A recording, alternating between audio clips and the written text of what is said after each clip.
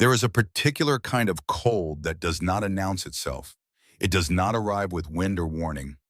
It settles in slowly the way darkness settles into a room after the last candle burns out. It finds the gaps in walls, the spaces between logs, the places where mortar has cracked or shrunk or simply given up against the slow, patient pressure of a Wisconsin winter. It is not dramatic cold. It is not the cold of a single terrible night. It is the cold of weeks of accumulated failure of a shelter that was built the right way by people who knew exactly what they were doing and still was not enough. Magnus Halverson had built his cabin with 20 men. He had done it in 3 days in the autumn of 1861, 11 years before the winter that would change everything he believed about building and survival and the limits of what two people could accomplish alone. He had used white pine logs straight as rifle barrels, each one notched and fitted with the precision of a man who understood that a poorly seated log was a death sentence you simply hadn't received yet. He had packed the chinking himself, pressing lime and clay between every course with hands that were already missing 2 fingers from a previous winter's lesson. He had built correctly. He had built the way every experienced man in Oconto County knew a cabin had to be built. And in the first week of January 1873, Magnus Halverson stood inside that cabin and watched his wife pull her feet away from the north wall because the cold coming through was sharp enough to feel like something alive. He had burned 4 cords of wood in 6 days. He had fed his stove every 90 minutes around the clock, sleeping in shifts with his son, always one of them awake, always one hand reaching towards the woodpile before the fire could drop below the threshold between uncomfortable and dangerous. The chinking had cracked in December, the same December freeze and thaw cycle that always cracked chinking, the one he had repaired every autumn for 11 years, the one that always opened again by February, no matter what he did. Wind drove through gaps so small he could not see them with the naked eye. It stole heat from the air, from the walls, from the bodies of the people who lived there. His wife's feet would heal. The doctor said so, but they would never be right again. On the morning of January 14th, 6 days after the blizzard had finally released its grip on the county and the world outside had returned to something a person could walk through, without dying, Magnus Halverson put on his coat and his snowshoes and walked 4 miles east through chest-high drifts. He did not tell his wife where he was going. He did not entirely understand it himself. He had heard the stories, of course. Everyone had heard the stories by then. The Woodpile House. 2 Norwegian girls stacking firewood and calling it a cabin. The settlement had been talking about it since September 1st with laughter, then with a kind of uneasy curiosity that no one wanted to admit to out loud. He himself had told them it was impossible. He had said it directly to their faces in his own dooryard with the particular confidence of a man who had survived 11 Wisconsin winters and buried 2 younger brothers to the cold. 2 girls cannot raise walls before the freeze. You will die out there, and no one will find your bodies until spring. He had believed those words when he said them. He believed them still in the way a man believes something even after the evidence against it has begun to accumulate. Belief is stubborn. Belief has roots that go deeper than evidence. You do not pull belief out of the ground simply because reality has stopped cooperating with it. But he walked 4 miles through the snow, and when he arrived at the edge of the clearing and saw the cabin standing in the January morning light, solid and unchanged with smoke rising straight up from its chimney into air so cold and still that the smoke hung there like a white column for 100 feet before it finally dispersed. Magnus Halverson stopped walking. He stood at the edge of the tree line for a long time. Long enough for the cold to begin working through his coat. Long enough for his breath to slow from the exertion of the walk to something quieter, something almost like awe. The walls were not what he expected.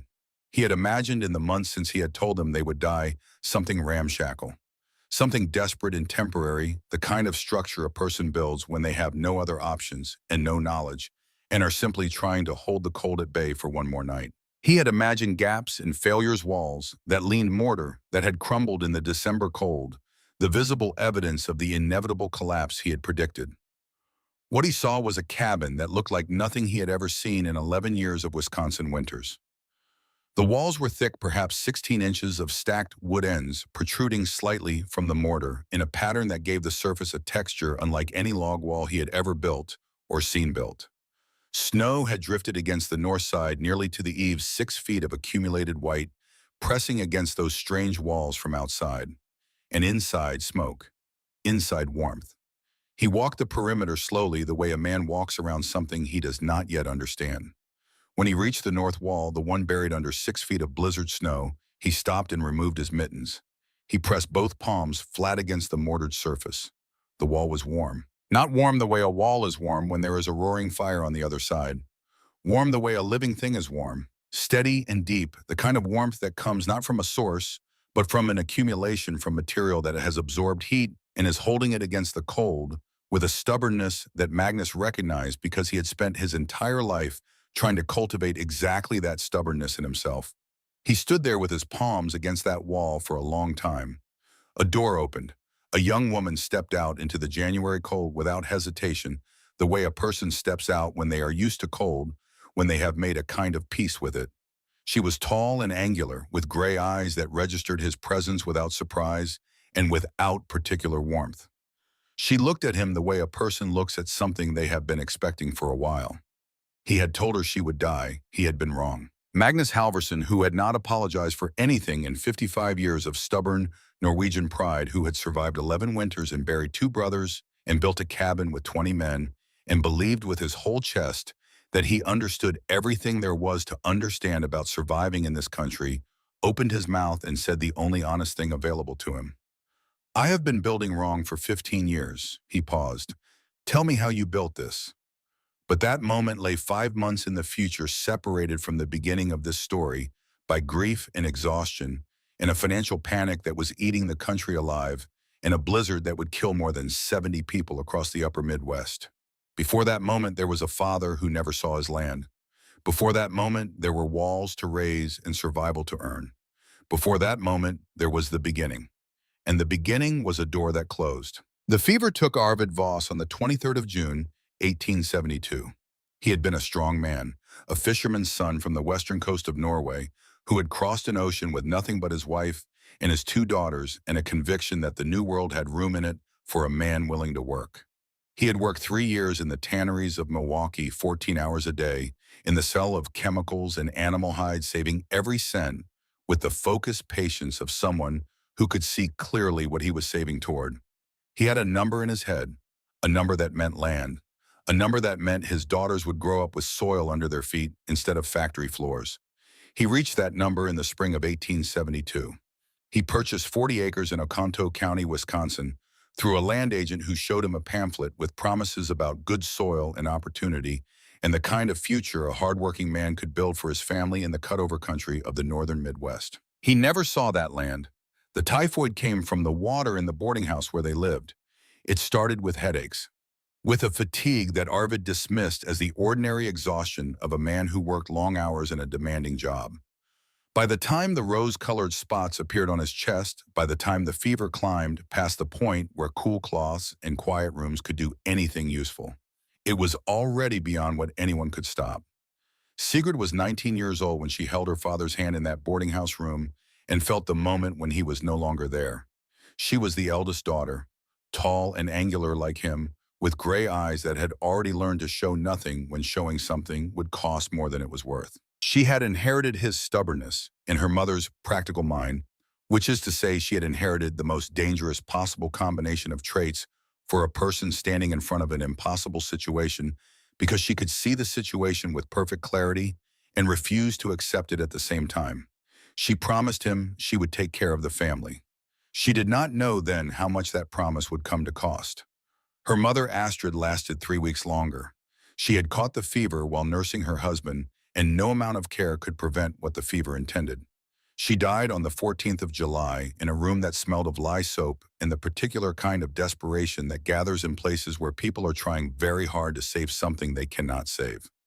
Britta held one hand, Sigrid held the other. Britta was 17. Smaller than her sister, quieter, with hands already calloused from the work she had been doing since they arrived in America, and eyes that noticed everything. She had a gift for seeing how things fit together, for understanding the hidden logic of systems that looked like chaos from the outside. In the months ahead, that gift would matter more than anything else either of them possessed. The last thing their mother said was simple: take care of each other. The land is yours now. Promise me. They promised. The doctor cost $18. The burials cost 24 more. The boarding house demanded back rent that had accumulated during the weeks of illness, when no one had been paying attention to anything as ordinary as rent. By the time the sisters had settled every debt their parents had left behind, their savings had shrunk to almost nothing. But they still had $140 in the Bank of Menomonee, enough to travel to their land, enough to purchase the supplies and tools they would need to build a life on 40 acres of Wisconsin soil.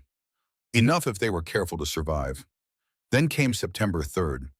Sigrid heard the news the way you hear news that you cannot immediately make sense of, in fragments from the edges of a crowd gathered outside a building, with its doors locked and its windows dark in the middle of a business day. The bank had closed that morning. Not closed the way a business closes at the end of the day. Closed the way a door closes on something that is finished and will not be opening again. The financial panic that had been building through the summer had arrived in full force, and it had arrived here the way it was arriving everywhere across the country, suddenly and completely, with no warning that would have been useful even if it had come. She stood on the street outside those locked doors with Britta beside her and tried to understand what she was hearing from the people around her, from the men with pale faces and the women pressing handkerchiefs against their mouths, from the fragments of conversation that reached her through the noise of a crowd that had gathered to witness the disappearance of everything they had trusted a building to hold. The savings were gone. 3 years of her father's labor. 3 years of 14-hour days in a tannery that smelled of chemicals and leather and the slow grinding down of a strong man's body. 3 years of careful, disciplined, almost fanatical saving. The number he had built toward. The number that meant land and future and the thing he had crossed an ocean for. All of it gone between one day and the next behind doors that would not open. Sigrid stood on that street for a long time. She was not the kind of person who fell apart in public. She was not, if she was honest with herself, the kind of person who fell apart anywhere, because falling apart required a kind of time and safety that she had never been able to afford. She stood and she calculated. She did what her father had always done when something went wrong. She took inventory of what remained. $4 in coin she had kept in her boot rather than trusting to bankers because her father had always kept something in reserve, and she had learned that habit from watching him. The tools he had owned, an axe, a buck saw, a draw knife, basic instruments the kind a man buys when he is planning to build something and knows he will need to do the cutting himself. The deed to 40 acres of land in Oconto County, Wisconsin. No family in America. No friends with the means or the space to take in 2 young women for the winter. The tanneries were laying men off not hiring. The mills were shutting their doors. Everywhere she looked, men with families and connections and years of established work behind them were finding that there was no work to be found. 2 orphan girls had no place in that arithmetic. But they had land. 40 acres that their father had believed in enough to spend 3 years working toward. 40 acres of Wisconsin soil where, according to the pamphlet, the land agent had given him a family could build something worth building. Sigrid looked at the deed in her hand. Then she looked at Britta. "We go to the land," she said. It was not a question. Britta nodded. She was already thinking about what they would need. They walked out of Milwaukee that same afternoon. 3 days outside of Milwaukee on a road that had become progressively less road and progressively more suggestion of a road, they found the dog. He was lying at the edge of a ditch beside a farmhouse that showed no signs of recent occupation. A shepherd mixed with something larger with ribs visible through his coat and eyes that watched them approach with the particular expression of an animal that has learned to expect very little from the world and is perpetually surprised when it receives anything at all. Britta stopped walking. Sigrid kept walking for several steps before she realized her sister had stopped. "He is starving," Britta said. "We have barely enough for ourselves," Sigrid replied. Which was true. Britta said nothing more. She simply sat down in the road beside the dog, which was also something she did sometimes, made a decision entirely without words, and then simply enacted it and waited to see if the world would catch up with her reasoning. The dog looked at her for a long moment. Then he put his head in her lap.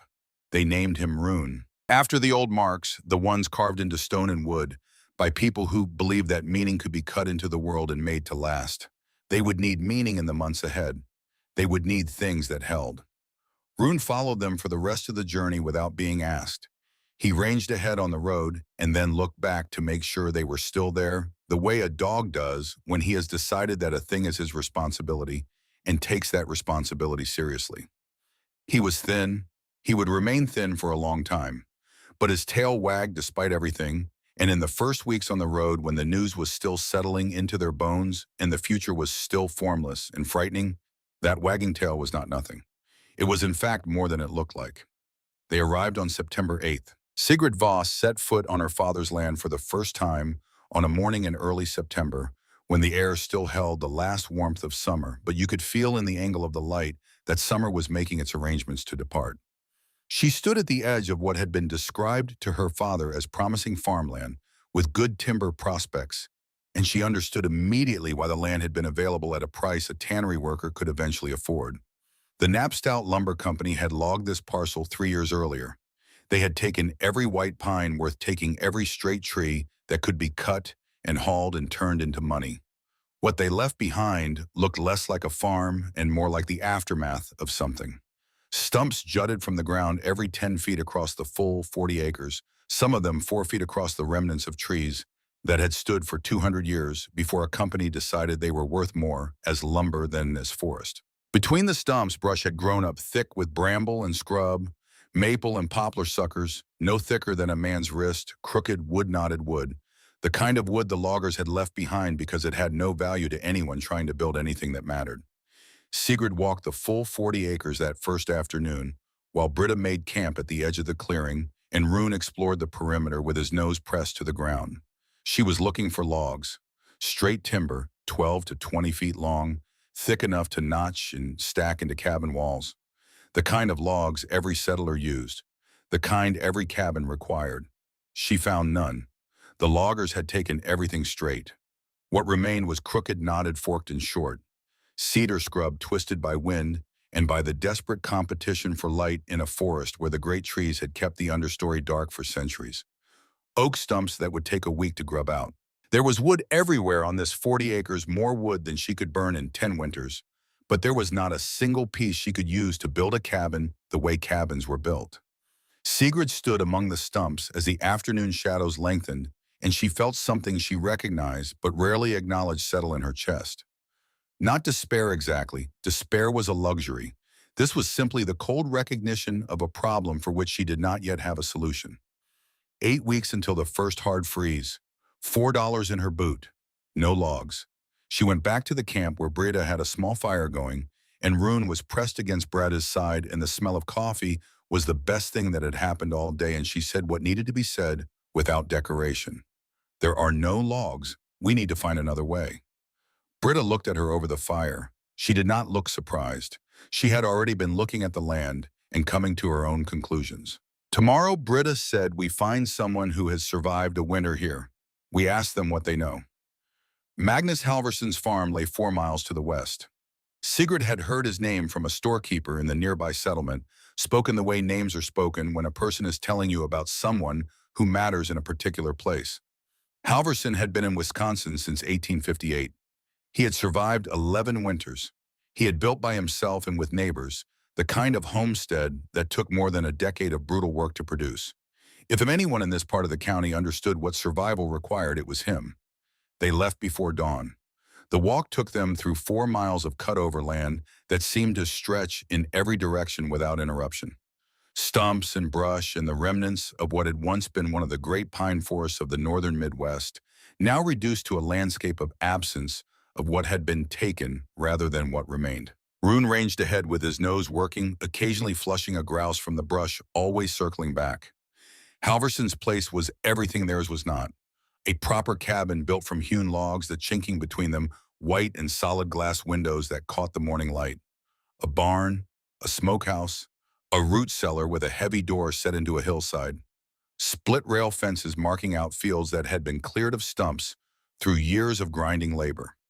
The whole place had the particular quality of something that had been built slowly and carefully by someone who understood that in this country, what you built was what you had, and what you had was what stood between your family and the cold.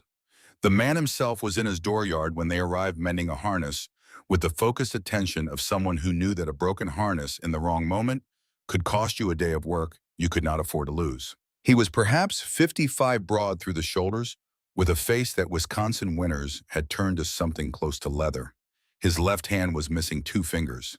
He looked up as they approached, his eyes moving from Sigrid to Britta to Rune, taking their measure with the speed and accuracy of a man who had spent years reading situations quickly. "You are the ones who bought the old cut-over parcel," he said. It was not a question. "We are," Sigrid replied. "Our father purchased it. He died before he could build on it." Halverson set down his harness. His eyes moved over them again, more slowly this time. Something shifted in his expression, something that was not quite pity and not quite recognition, but somewhere in the territory between the two. "What do you want from me?" advised Sigrid said. "We need to build a cabin before winter. We have no straight timber. There must be a way." Halverson was quiet for a moment. He looked at Sigrid the way a man looks at someone he is about to disappoint, not with pleasure, not with cruelty, but with the particular weariness of someone who has delivered this kind of news before and knows it never becomes easier. "A cabin requires logs 12 feet long at minimum," he said. "Straight as a rifle barrel or the walls will not seat. You need 20 men working 3 days to raise walls properly. A woman alone cannot lift a 12-foot log above her waist. 2 women cannot do what 20 men struggle to accomplish." "We could buy logs," Sigrid said. "Have them hauled. With what money mill lumber costs $3 per 100 board feet. You would need $500 in materials to build what I built here. More if you hire men for the raising. We have $4. The silence that followed had a particular quality, the quality of mathematics that cannot be argued with, of facts arranged in a formation that leaves no gaps for hope to move through. "Then go back to the settlement," Halverson said. "Find work as domestics. Spend the winter earning money and come back in spring with enough to do this properly." "We have nowhere to go back to," Sigrid said. "No family, no connections, no one in the settlement hiring 2 young women when grown men cannot find work." Halverson looked at her for a long moment. When he spoke again, his voice held no malice, only the weight of certainty. "Then dig a dugout, a hole in a hillside roofed with logs and sod. People have survived winters in dugouts." Britta spoke, then her voice quiet but steady. "And if we build a cabin anyway," Halverson picked up his harness again.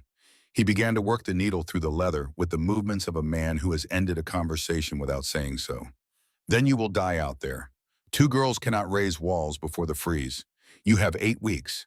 You have no bows, no help, and no money. The mathematics does not lie." He worked the needle through the leather without looking up. "I knew a man once," he said, "stubborn like you, arrived with nothing in '68 and would not listen to anyone who had been here longer. Built a shanty from brush and bark and said he would improve it come spring. They found him in March. Wolves had been at it, could not bury him proper because the ground was still frozen. He looked up one final time. 2 girls cannot raise walls before the freeze. You will die out there and no one will find your bodies until spring." They walked back to their 40 acres in silence. 4 miles through cut-over land that seemed in the hours after Halverson's words to have taken on a different quality. The stumps were not stumps anymore. They were evidence of an argument Halverson was making, the visible proof that everything useful had already been taken, and what remained was useless for the purpose Sigrid needed it for. Wood everywhere. Not a single piece she could use. She had been a fool to come here. The thought arrived quietly without drama, the way the most devastating thoughts always arrive. A fool to think that a deed of ownership translated automatically into survival. A fool to believe that wanting something badly enough that made it possible. The cities were full of desperate people and no work, and the banks were failing, and there was no place to go back to, and this 40 acres of stumps and brush was all they had left in the world, and it could not be built on, and there was nothing she could do about any of it. She could dig a dugout. Halverson had mentioned it as a last resort, a hole in a hillside roofed with whatever you could drag over it. Dark and damp and close to the earth, like a grave you lived in until spring. She had walked the property, and she had seen the small rise along the creek where the ground was high enough to cut into. She could do it. It would be miserable and cold, and possibly still not enough, but it could be done. She stopped walking. They were at the edge of the property near a stump where Britta had spent the previous afternoon splitting and stacking the short cedar rounds she had been cutting since they arrived, keeping her hands busy, the way she always kept her hands busy when she was thinking through a problem. The rounds were perhaps 16 inches long, split, and stacked in rows to dry. Britta had covered the pile with bark slabs to keep off the rain. The stack was perhaps 4 feet high, stable, and solid, the rounds seated against each other, with the kind of natural interlocking that comes from stacking cylindrical objects carefully. Sigrid looked at that woodpile. She had walked past it a dozen times in the past 2 days. She had seen it the way you see something that belongs to a category you have already established: firewood useful for one purpose, and one purpose only: the fuel for the stove she did not yet have, in the cabin she could not yet build. She had seen it and moved on because there was nothing about a pile of firewood that required more attention than that. But something made her stop. She looked at it the way she had looked at the land that morning, not for what it was, but for what it might be. The rounds were uniform, they were stable, they were dense and solid, and she could lift one with a single hand without effort: 15 pounds, at most light enough to carry, light enough to handle alone, light enough to set and adjust and press into place with the precision that building required. A 12-foot cabin log weighed 300 pounds. This round weighed 15. Sigrid stood in the September afternoon with the light going golden through the scrub maple and the smell of cedar coming off the woodpile, and something began to move in her mind with the slow, deliberate quality of something that has been waiting a long time for the right conditions. She did not have the idea all at once. That is not how ideas actually come. The idea came in pieces, and the pieces came from a long way back. Her grandfather had been a builder in the mountains above Bergen, a man who had spent his life constructing things in a place where the resources available were never the resources the textbooks called for. He had told stories the way old men tell stories, not as entertainment, but as transmission, as the deliberate passing of knowledge from a person who had needed it to a person who might someday need it in a way neither of them could predict. He had described a storehouse he had seen as a child in the high mountain farms, a building unlike any other he had encountered. Walls not of long logs, but of short pieces stacked like bricks, end grain, facing out with clay or lime filling the gaps between them. He had said it had stood for 50 years when he saw it. He had said the walls were warmer than any log cabin he had ever been in, because the wood and the mortar together trapped air in a way that solid construction never could. Sigrid had been perhaps 8 years old when she heard that story. She had not thought about it since. She had not needed to think about it since. "Britta," she said. Her sister looked up from where she had sat down on the ground beside Rune, one hand moving through the dog's thin fur, with the absent comfort of someone who comforts without thinking about comforting. "Tell me what grandfather said about the mountain farms, about how the poor people built." Britta went still in the way she went still when she was retrieving something from memory, with precision rather than approximation. Her eyes moved to the middle distance. "Cordwood walls," she said slowly. He called it stacking. Short rounds, maybe a foot to 18 inches, stacked end grain, out with mortar between the faces. He saw it in the high country when he was a boy, a storehouse that had been standing for decades. He said the walls were thick, 16 inches or more, and they held heat better than anything he had seen built from long logs. She looked at Sigrid, at the wood pile, back at Sigrid. "Could we do it here?" Sigrid picked up one of the cedar rounds from the stack. She turned it in her hands, feeling the weight, the density of the end grain, the way it sat in her palm. She looked at the property around them, the acres of stumps and scrub and crooked growth that every experienced settler in the county had dismissed as useless for building. Cedar was everywhere. Poplar was everywhere. Short, crooked, knotted wood that no sawmill in the territory would accept. Wood that the loggers had looked at and left behind because it had no value in the economy of straight, long timber. Wood that Magnus Halverson had never considered using because nobody used wood like this to build cabins. Everybody knew you needed long, straight logs. Everybody knew it. But everybody had never tried this. "We would need mortar," Britta said, working it through as she worked everything through, systematically building toward the conclusion that was already forming. "Lime mortar to seal between the rounds. Clay cracks and hard frost." Grandfather said that too. But lime mortar would hold. "Where do we get limestone?" "Along the creek," Sigrid said. "I saw outcroppings of gray stone 3 days ago when I walked the boundary line." "Limestone. You burn limestone with wood and you get quicklime. You slake quicklime with water, and you get lime. You mix lime with sun and sawdust, and you get mortar. We have wood, we have stone, we have sand from the creek bed. We have everything, Britta said quietly. Not everything, Sigrid said. We need a frame, corner posts and cross beams to hold the roof and give the walls something to sit against. That requires straight timber. Britta looked at the cedar scrub along the edge of the property. Not straight, but close enough for posts if we select carefully. And for the posts, we do not need 20-foot trees. We need 8-foot posts sunk 3 feet in the ground. Cedar scrub runs to 8 or 10 feet in places. We can find 4 posts. Sigrid looked at the land, not for what it wasn't, for what it was. 40 acres of short, knotted, crooked wood that no one else wanted. Limestone along the creek. Sand in the creek bed. Sawdust from their own cutting accumulating in piles wherever she had been working. Everything they needed scattered across a property that everyone had told them was worthless for building. It wasn't worthless. It was a different kind of answer to a different kind of question. The mathematics says we will fail, Britta said. She was not arguing against the idea. She was naming the obstacles so they could look at it directly. The mathematics does not know everything, Sigrid replied. She set the cedar round back on the stack. We start tomorrow. They started that same afternoon. Sigrid could not wait until tomorrow. That was the truth of it.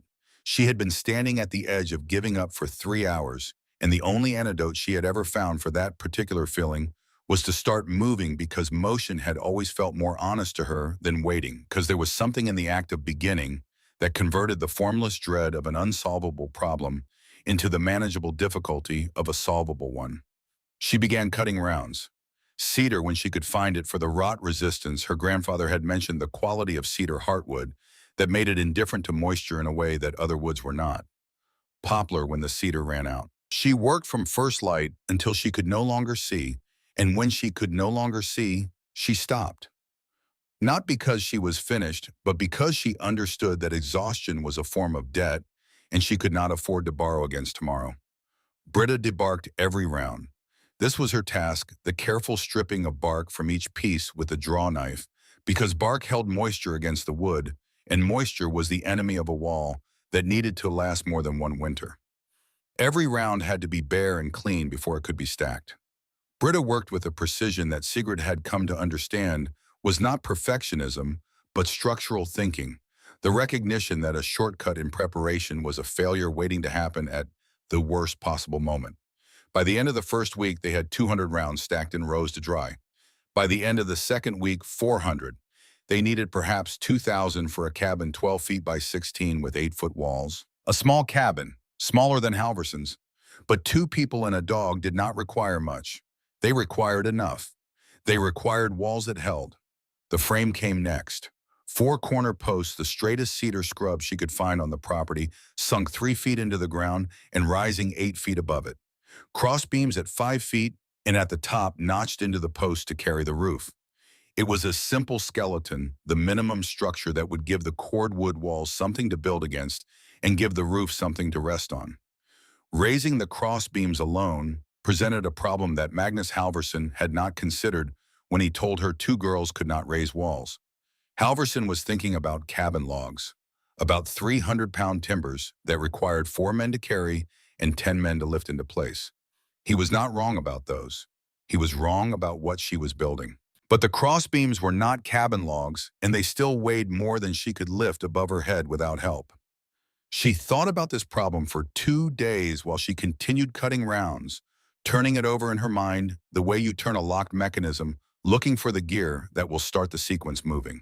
She found the answer on the 5th night: block and tackle. A rope looped over the highest branch of a poplar tree at the edge of the clearing, a simple pulley arrangement that would multiply her force through mechanical advantage, the same principle the mill workers in Milwaukee used to move loads that no team of men could lift directly. She had watched them do it a dozen times without understanding that she was watching a lesson she would someday need. It took a day to rig the system and another day to raise the first crossbeam, working the rope inch by inch, bracing with wooden props as the timber rose, adjusting and readjusting as it climbed toward the notch cut to receive it. When the beam finally seated, when she heard the solid sound of wood finding its place in wood, Sigrid sat on the ground beside the post and felt something move through her that was too complicated to name simply. She had 3 more beams to raise. She had a roof to build. She had 2,000 rounds to stack before the freeze. She got up and went back to work. On the last day of September, Wendell Holt rode out from the settlement with 6 other men. Sigrid heard them coming before she saw them. The sound of horses moving through brush, the particular cadence of men who are riding somewhere they consider entertainment, the easy noise of people who have not yet been humbled by whatever they are riding toward. Holt owned the general store in the settlement. He owned a substantial portion of the land around it. He owned debts that half the settlers in the county owed him in one form or another, which gave him a perspective on the world that was organized entirely around the movement of money from other people's pockets toward his own. He was not by the standards of the frontier an unusual man. He was simply a man who had arrived early enough and with enough capital to put himself in the position of being owed rather than owing, and he had maintained that position with the careful attention of someone who understood that position was everything. He dismounted at the edge of the clearing and walked the perimeter of what was rising there with the studied casualness of a man performing indifference for an audience. The south wall was 3 feet high.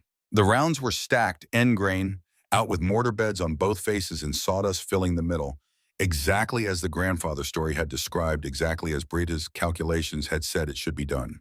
The wall had a texture unlike anything else in the county, those round ends of wood protruding slightly from the white mortar, in a pattern that looked Sigurd supposed like nothing so much as a very carefully organized woodpile. Remarkable, Holt said, and the word carried the particular weight of a compliment that is not a compliment. Truly remarkable. I have never seen anyone stack firewood quite so elaborately. The men with him laughed the easy laugh of people who have been told what to find funny. Sigrid did not stop working. She had learned in the weeks since arriving on this land that the best answer to mockery was the sound of work continuing. Let them watch. Let them listen to mortar being spread and wood being set and progress that was made around at a time, regardless of what anyone thought about it. Holt walked closer.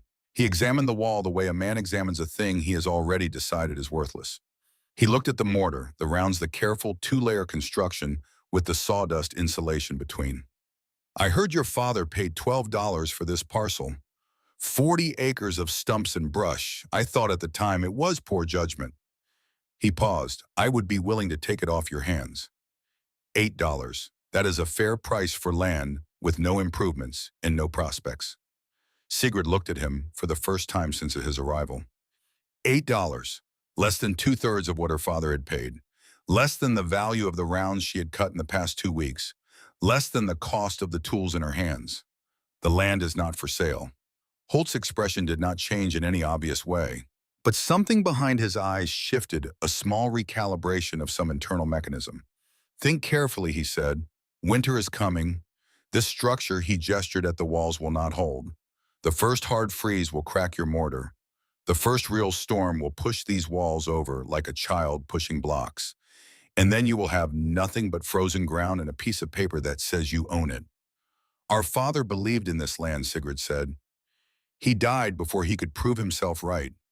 We will not sell what he died believing in. Holt looked at her for a long moment. Then he turned to the men behind him. You heard her.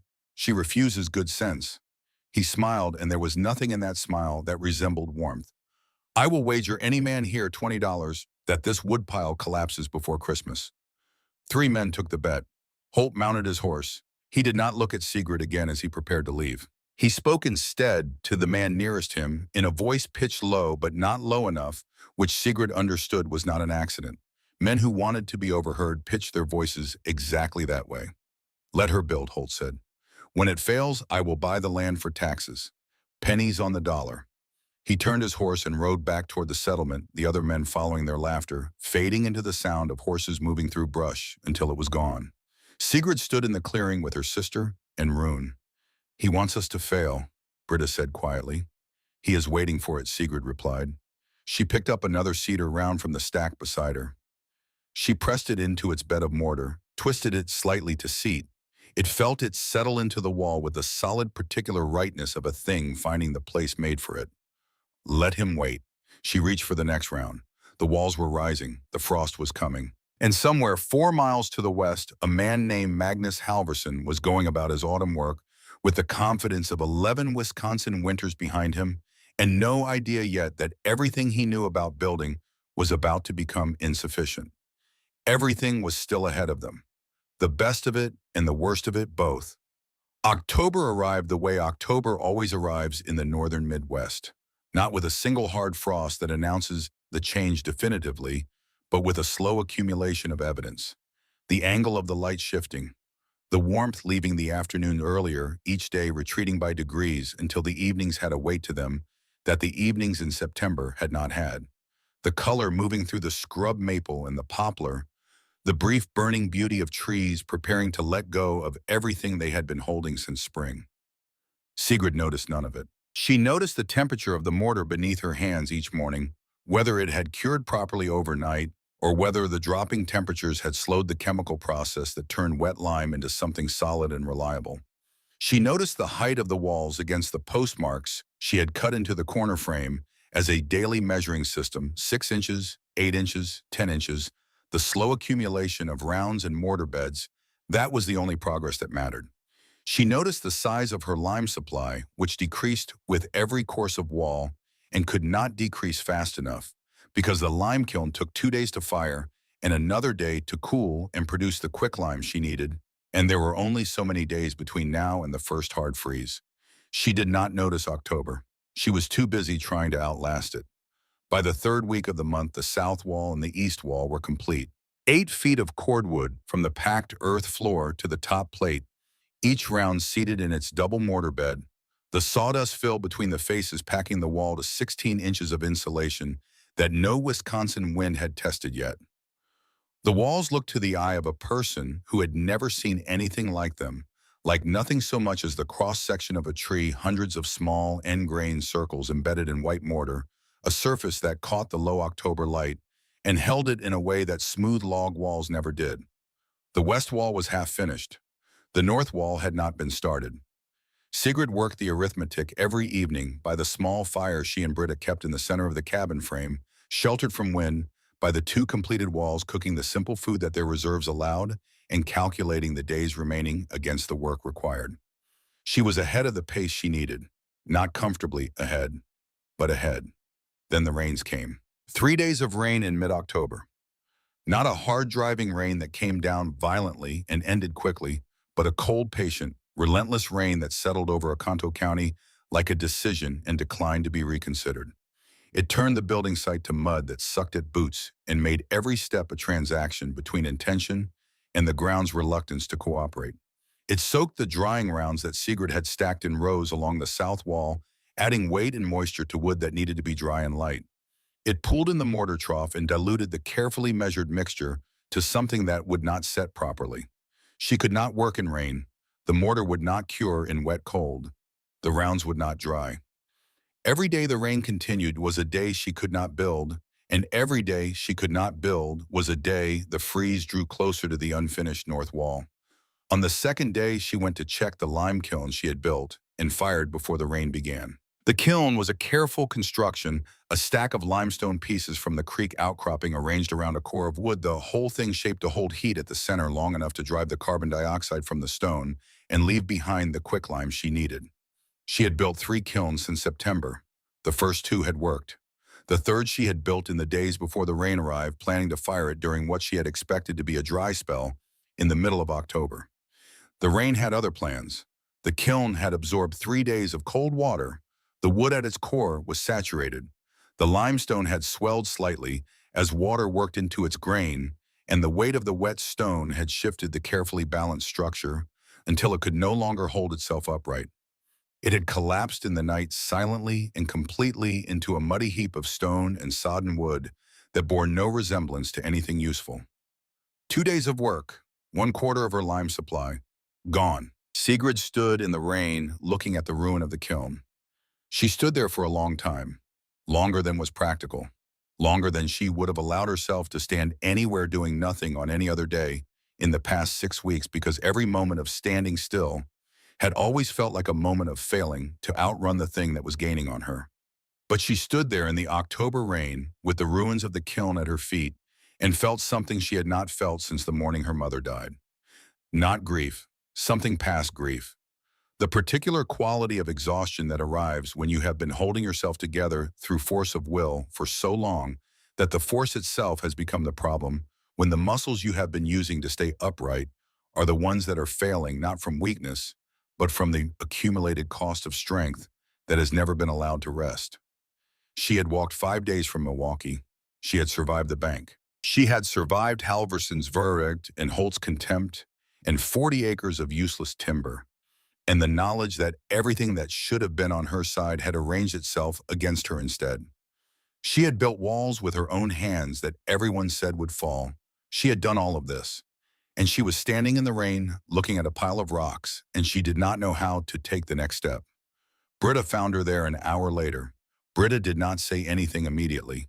She stood beside her sister and looked at the ruined kiln with the same attentiveness she brought to every problem, as though the problem itself was something that deserved to be seen clearly before anyone decided what to do about it. Then she said, "Wendell Holt is sitting in his store right now waiting for exactly this moment." Sigrid did not respond. "He bet $20 we would fail," Britta continued. "He bought up the limestone rights along the creek, so we would have to go farther and lose days we cannot afford to lose. He is patient, and he has money, and he has done everything within his reach to make sure this does not work. And he is waiting." Still, Sigrid said nothing. "Are you going to give him what he wants?" The words arrived in Sigrid's chest in a way that words rarely arrive, not as sounds, but as something with weight, as something that displaced the space the despair had been occupying a moment before. She looked at the ruined kiln. She looked at the rain. She looked at Britta, 17 years old, standing in the mud with her coat soaked through her face, patient, her eyes holding exactly the kind of steadiness that Sigrid had always thought she was supposed to provide for her sister. She had been wrong about that. "Build it smaller this time," Sigrid said. "Covered. We fire it tonight before more rain comes." Britta nodded. She was already reaching for the nearest stone. Rune shook the rain from his coat and looked at both of them with the expression he always wore when they had reached a decision, that particular attentive readiness of a dog who does not care what the plan is as long as there is one, and he is part of it. They rebuilt the kiln that afternoon, smaller with bark slabs propped against the windward side to shed the rain. They fired it at dusk and sat beside it through the night, feeding wood into the base, watching the orange glow pulse through the gaps in the bark covering. The rain continued. The fire held. By dawn, they had lime. Not as much as they had lost, but enough to keep the walls moving. 8 weeks had become 6. 6 had become 4. Now they were counting days instead of weeks, and every day mattered. Conrad Strand arrived on a swayback mare on a morning in late October when the rain had finally released its grip and the sky had returned to the cold, bright clarity of a northern autumn, settling into its final configuration before winter. He was a lean man of about 45, a blacksmith by trade, with the particular physical qualities that a life of working metal produces over decades: forearms like braided rope, hands so calloused that the skin had a permanent quality of armor about it, and the deliberate, unhurried movements of someone who has learned that impatience near a forge gets people hurt. There were burn scars on both his forearms from incidents he had survived and presumably learned from. His eyes were the careful eyes of a craftsman, always measuring, always asking what something was made of and how it was put together. He had heard the talk in the settlement. Everyone had heard the talk by then. The woodpile house. The Norwegian girls building something impossible on the old cutover parcel east of the Halverson place. He had listened to the talk for 2 months without riding out to see it for himself, because Conrad Strand did not form opinions about things he had not examined with his own hands. He dismounted at the clearing's edge and stood looking at the walls for a long time before he said anything. Sigrid kept working. She had become accustomed to visitors arriving and staring. She had found that the best response to being watched was to continue at the same pace, because pace was argument, and argument was the only kind she was willing to make. Strand walked to the south wall and stood before it. He studied the round ends of the wood, the mortar beds, the slight texture of a surface that had been built rather than cut. Then he reached out and pressed one palm flat against the wall, and something in his posture changed in a way that Sigrid noticed without looking directly at him. The slight forward lean of a person whose expectations have been interrupted by evidence. "This mortar," he said. "You made it yourself. Lime from the limestone along the creek," Sigrid said, without stopping her work. "Sand from the creek bed, sawdust from our cutting." He moved to the east wall and examined it with the same methodical attention. When he reached the completed corner where south met east, he crouched and looked at the junction from a low angle, checking alignment, the way a craftsman checks things from a position that reveals what casual observation misses. The sawdust in the center, he said slowly. That is insulation, dead air trapped between wood fibers, Britta said from where she was mixing the next batch of mortar. Dead air does not conduct cold the way solid material does. The lime on both faces gives you the seal. The sawdust in the middle gives you the resistance. Strand was quiet for a moment. He pressed both palms against the south wall, the wall that had been curing the longest, the wall that had been standing for nearly 6 weeks. His eyebrows rose slightly. It holds warmth, he said. The morning sun has been on this face and the wall is holding that heat. That is what the thickness is for, Sigrid said. 16 inches of wood and mortar and sawdust. Heat moves through it slowly. The same thickness that slows cold coming in, slows heat going out. The wall does not choose. It simply resists transfer in both directions. Strand stepped back. He looked at the frame, at the rows of drying rounds, at the systematic organization of the building site. He was a man who understood organized effort the way Sigrid understood it as the only real answer to the gap between what a person had and what a person needed. His wife's name had been Marta, he told them. He did not volunteer this information immediately. He came to it the way a man comes to something he carries quietly by talking around its edges until the thing itself becomes visible. She had died 2 winters ago. Pneumonia. The doctors in Green Bay had told her that her lungs were not strong enough for Wisconsin winters and that she should consider moving south, and she had told the doctors what she thought of their suggestion and gone home and worked through 2 more winters before the 3rd one took her. She would have liked you, Strand said. He was looking at the walls rather than at Sigrid when he said it. She would have wanted me to help. He reached into his saddlebag and brought out a cloth sack. Potatoes 20 pounds worth and salt pork 10 pounds.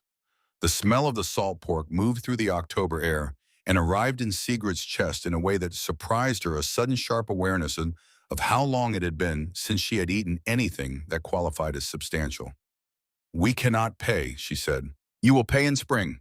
He was already retying the saddlebag with the efficiency of a man who has concluded a negotiation. I will need help at the forge come thaw, pumping bellows, carrying coal, a week's work. You will repay it then. Sigrid looked at him, at the sack of food, at the quiet straightforwardness of a man who was offering something without attaching to it the weight of obligation or the performance of generosity. She nodded. My son Leif wants to see what you are building, Strand continued. He is 18, full of questions, wants to understand how everything works. I will send him in a few days if you are willing. Send him, Britta said. We will show him everything. Strand mounted his mare. He looked at the walls one more time, and in that last look, Sigrid saw something she had not seen on any face since she had arrived in this county. Not pity, not doubt, not the calculating measurement of someone deciding what the failure of this enterprise was worth to him. Something closer to recognition. He rode back toward the settlement without fanfare, which was the way a man like Conrad Strand did most things. Rune watched him go from his position beside the mortar trough, tail moving once slowly, which was his assessment of the situation. The limestone problem arrived like a second wall. Sigrid had been working the outcroppings along the creek since September, chipping and prying the gray stone from the hillside with a hand pick, hauling it to the kiln site in a canvas sack over her shoulder, building her lime supply in careful increments. The creek outcroppings had seemed abundant when she first found them. In 6 weeks of regular quarrying, she had made a visible impression on the hillside, but there was still stone remaining, still enough to see her through the north wall if she was disciplined about her mortar ratios. On the first day of November, she arrived at the quarry site to find a man she did not recognize, driving stakes into the ground along the edge of the outcropping. The man's name was Garrett, a hired hand, and he explained in the flat, apologetic tone of a person delivering someone else's message that Mr. Wendell Holt had purchased the mineral rights to this portion of the creek from the land's owner 2 weeks prior, and that extraction by parties other than Mr. Holt or his authorized representatives was no longer permitted. Sigrid stood at the edge of her quarry and looked at the stakes. She did not argue with Garrett. It would have been like arguing with the stakes themselves. She walked back to the cabin site and told Britta what she had found. Britta's jaw tightened. a small movement, controlled. Then she said, "How far to the next outcropping?" Sigrid thought about the walks she had taken in the first days on the property, the time she had spent learning the land's geology, before she understood why it mattered. 9 miles east, she said, there is limestone along the ridge above Swenson Creek. I saw it when I walked the county road in September. 9 miles each way, Britta said. 18 miles round trip, through November ground that was beginning to freeze at the surface overnight. Carrying stone in a canvas sack. 3 days, Sigrid said. Maybe 4. We lose 4 days. Britta looked at the west wall 3/4 complete, at the north wall frame empty of everything except air and the first whisper of approaching cold. Then we lose 4 days, Britta said. We cannot lose more than 4. Sigrid was already recalculating. The north wall had to be done before the temperature dropped below 20 degrees overnight and stayed there. Below 20, lime mortar would not cure, would freeze before it set and crumble before spring. She had 2 weeks, possibly 3 if the weather held generous. She could not spend 4 days hauling stone and still finish the north wall at the pace she had been working. She would have to work faster. She left for the Swenson Creek Ridge the next morning before dawn, Rune trotting beside her in the dark when the canvas sack folded and empty across her shoulder. She walked 9 miles in the November cold and spent the middle of the day chipping stone from a new outcropping on a hillside she had never been to, and she walked 9 miles back with 40 pounds of limestone on her back, arriving at camp after dark with legs that felt like borrowed equipment. She did it again the next day, and the day after that. On the 4th day, she had enough stone to fire 2 kilns in succession, and she had enough lime to finish the west wall and most of the north. Not all of it, but most. Leif Strand arrived on the 3rd day of her hauling trips, sent by his father as promised, and found Britta alone at the building site with her hands deep in a mortar batch. He was 18 in the way that some young men are, 18 fully in the body, but not yet fully in the understanding of it, still occasionally surprised by his own height, still working out the relationship between what he intended and what he actually did. He had his father's careful eyes and a curiosity that expressed itself in a constant low-level stream of questions that he seemed unable to fully suppress even when good manners suggested suppression might be appropriate. Britta put him to work immediately, debarking rounds, carrying stacked wood from the drying rows to the wall site, mixing mortar under her supervision. She answered his questions while she worked because the questions were good ones, the kind that came from a mind genuinely trying to understand rather than simply trying to appear interested. "Why 2 mortar beds?" he asked. "Why not fill the whole thickness solid?" "Because solid mortar conducts cold," Britta told him without pausing in her work. "Stone walls, brick walls, they carry heat from the warm side to the cold side, the way a wire carries electricity. The solid material creates a pathway, but dead air resists that movement. The sawdust in the center traps millions of tiny air pockets that refuse to conduct. 2 mortar layers for the seal, sawdust between them for the resistance. The cold has to pass through the outer face, then through 16 inches of wood and trapped air, then through the inner face. By the time it reaches inside, most of its force is gone." Leif held a handful of the sawdust lime mixture, let it sift between his fingers. "Your grandfather taught you this," he said. "He told us stories," Britta replied. "We remembered them. The rest we worked out ourselves." When Sigrid returned that evening, footsore and heavy with the day's stone, she found Leif seated in the dirt beside the south wall, studying the mortar joints with a closeness that suggested he was memorizing what he saw rather than simply observing it. He looked up when she came into the clearing. He had the expression of a person who has spent a day having their understanding of something rearranged, not uncomfortable, but alert. "I want to learn," he said, "not just watch. I want to know how to build like this." Sigrid set down the stone. "Then come back tomorrow," she said. "The mortar does not spread itself." He came back the next day and the day after that. He asked questions constantly, and he listened to the answers with the full attention of someone who understands that listening is a skill that requires practice, and he was willing to practice it. He had not been sent by his father simply to observe. That much became clear within the first week. Conrad Strand had a purpose in mind that went beyond curiosity, but he was a man who believed that some things should arrive in their own time and not be announced prematurely. Reverend Cobb arrived on a gray morning in the second week of November, riding a mule that expressed its opinion of the weather through its posture. He was a thin man, precise in his movement, with the kind of face that has been shaped over years by the habit of listening to things that people find difficult to say out loud. He served a congregation of perhaps 60 families spread across the eastern part of Oconto County, which meant he was accustomed to long rides in poor weather and to arriving at places where he was both needed and not entirely welcome. Sigurd was laying rounds on the north wall when he arrived. The north wall was the last, the most important, the one that would take the full force of whatever winter sent from that direction, and she was building it with the care that its position demanded, or trying to. The lime situation had forced a decision she did not like. She was using less mortar per course than was ideal. The supply she had hauled from the Swenson Creek Ridge was sufficient to finish the wall. If she was disciplined, if she applied the mortar in thinner beds, then she would have preferred if she trusted that the wood itself would take up some of the structural work that mortar was supposed to do. It was not wrong exactly. But it was a compromise, and compromises in construction were loans taken against the future. Reverend Cobb dismounted and tied his mule to a poplar stump.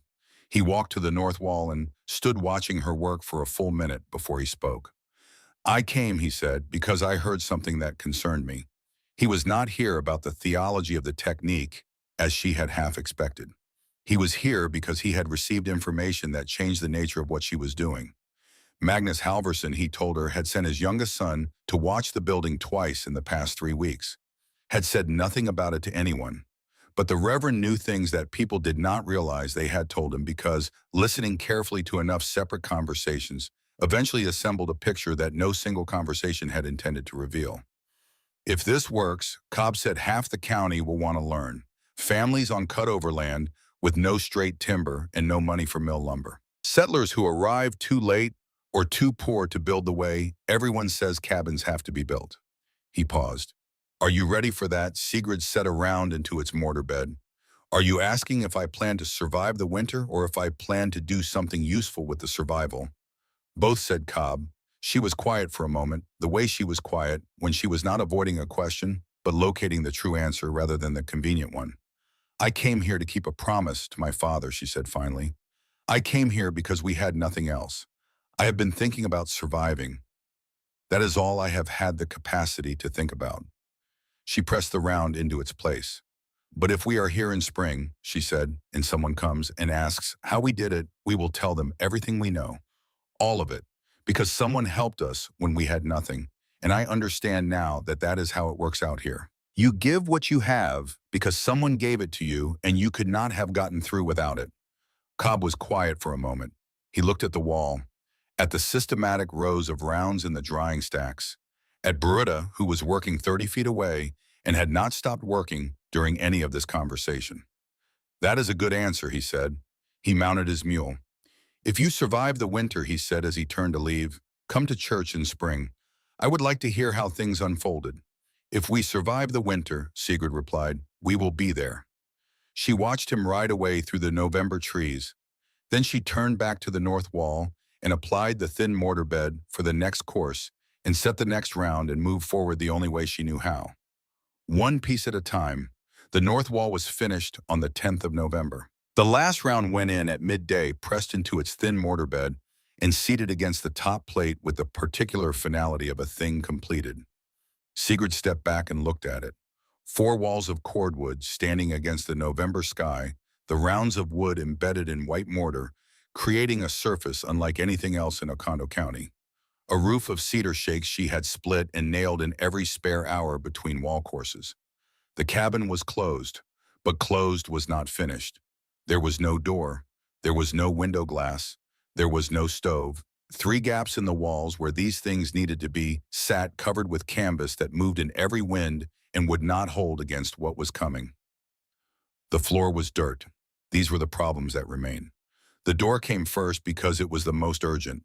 Cedar planks hewn with the axe joined with wooden pegs, because nails cost money they did not have hung on leather hinges cut from the strap of Sigurd's pack. It was not a door that anyone in a city would recognize as adequate. It was a door that kept wind out, and that was what a door was for. The windows she could not glaze. Glass in the settlement store cost more than remained in her boot. She stretched oil paper across the frames and nailed it in place, and the oiled paper let in a diffuse gray light and kept out most of the wind, and that was better than the canvas had been doing. The stove was the problem that had no obvious solution. A cast iron stove was not optional. A cabin without heat was not a shelter. It was a room in which two people and a pui would freeze slightly more slowly than they would have frozen outside. The cheapest stove in Wendell Holt's store was $10, and Sigrid had 73 cents. She found the solution on the 12th of November. A family named Bergquist was leaving the county, heading east to relatives who could take them in, selling everything they could not carry at whatever price the morning offered. They had a small box stove rusted at the joints and cracked along one seam that the husband was willing to part with for $3. Sigrid had 73 cents. She was standing in the store looking at the stove when Holt drifted near in the way that Holt always drifted near when something interesting to him was happening, with the casual movement of a man who just happens to be in the vicinity when someone else's difficulty is reaching its resolution. The satisfaction in his posture was not performed. It was the genuine satisfaction of a man watching an outcome he had cultivated arrive on schedule. $3 or nothing, Bergquist said. Sigrid heard a voice from the doorway. I will take the labor. Conrad Strand had come into the settlement for supplies. He was standing in the store entrance with a sack of flour over one shoulder and the unhurried expression of a man who has walked into a situation he understands completely. 3 days of this woman's labor come spring, he said to Bergquist. I will guarantee it. If she cannot fulfill it, I will work the days myself. Bergquist looked at Sigrid. At Strand, the calculation on his face was simple arithmetic, the reliability of a blacksmith's guarantee against the uncertainty of a young woman's survival. He took Strand's guarantee. Sigrid carried the stove 3 miles back to the cabin site on her shoulders, the cast iron digging into her bones with every step of ground that had gone hard with the first real cold. She could hear, or imagined she could hear, Wendell Holt's voice carrying across the settlement behind her, but she did not look back. On November 15th, she lit her stove for the first time. The chimney drew well-stacked stone, mortared with the last of her lime supply, built through the roof with the particular care she gave every structural element. Smoke rose from the cabin into the November sky, and inside the cabin, the heat began to gather in the way heat gathers in a sealed space, slowly at first, then with increasing purpose as the walls absorbed it and held it and refused to let it go. Sigrid stood in the center of the 12 by 16-foot room she had built with her own hands and felt warmth, actual warmth, not the proximity to fire that passes for warmth in an inadequate shelter, but the deep enveloping warmth of a space that has been built to be warm, that has been designed from the first round of wood to resist cold from every direction at once. The walls were warm to the touch from the inside, cool from outside. 16 inches of wood and mortar and trapped air standing between the two sisters in the Wisconsin winter. Britta sat on the floor beside the stove with Rune's head in her lap. She was crying in the quiet, controlled way that Britta did most things without drama, without the expectation that anyone would stop what they were doing to address it. Sigrid sat down beside her. Rune shifted to press against both of them.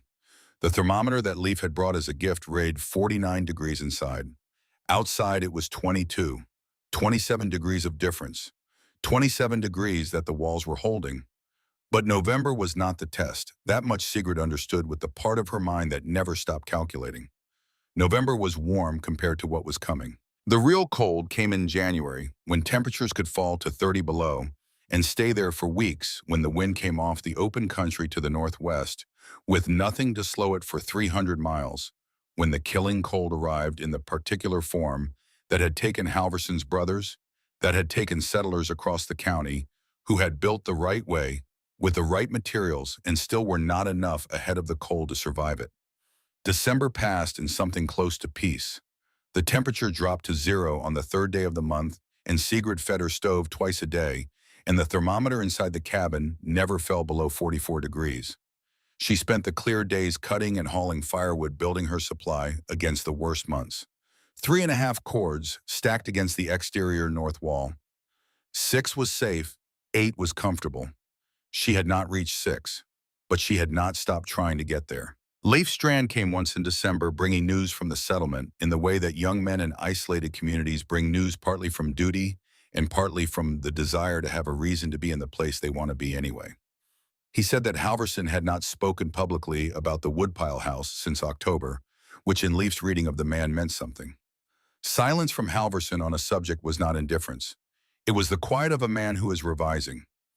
He said that Reverend Cobb had mentioned the cabin in church. He said that several families on the cutover land to the north had been asking questions. Sigrid listened.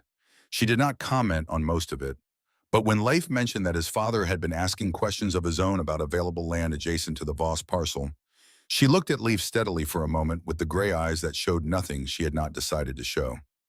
"Your father is a good man," she said. "He is." Leif agreed. He looked at the wall of the cabin they were standing beside, at the rounds of wood in their mortar, holding 44 degrees against a Wisconsin December. "He wants to build," Leif said, "not just for himself. He thinks this could matter for a lot of people who have no other options." Sigrid thought about what Reverend Cobb had asked her on that gray November morning. "Are you ready for that?" She looked at the wall. "I know," she said. Christmas came and went with no ceremony that the season usually called for because ceremony required time and energy that were still committed entirely to survival. The Woodpile house did not collapse. Holt's $20 bet was still outstanding.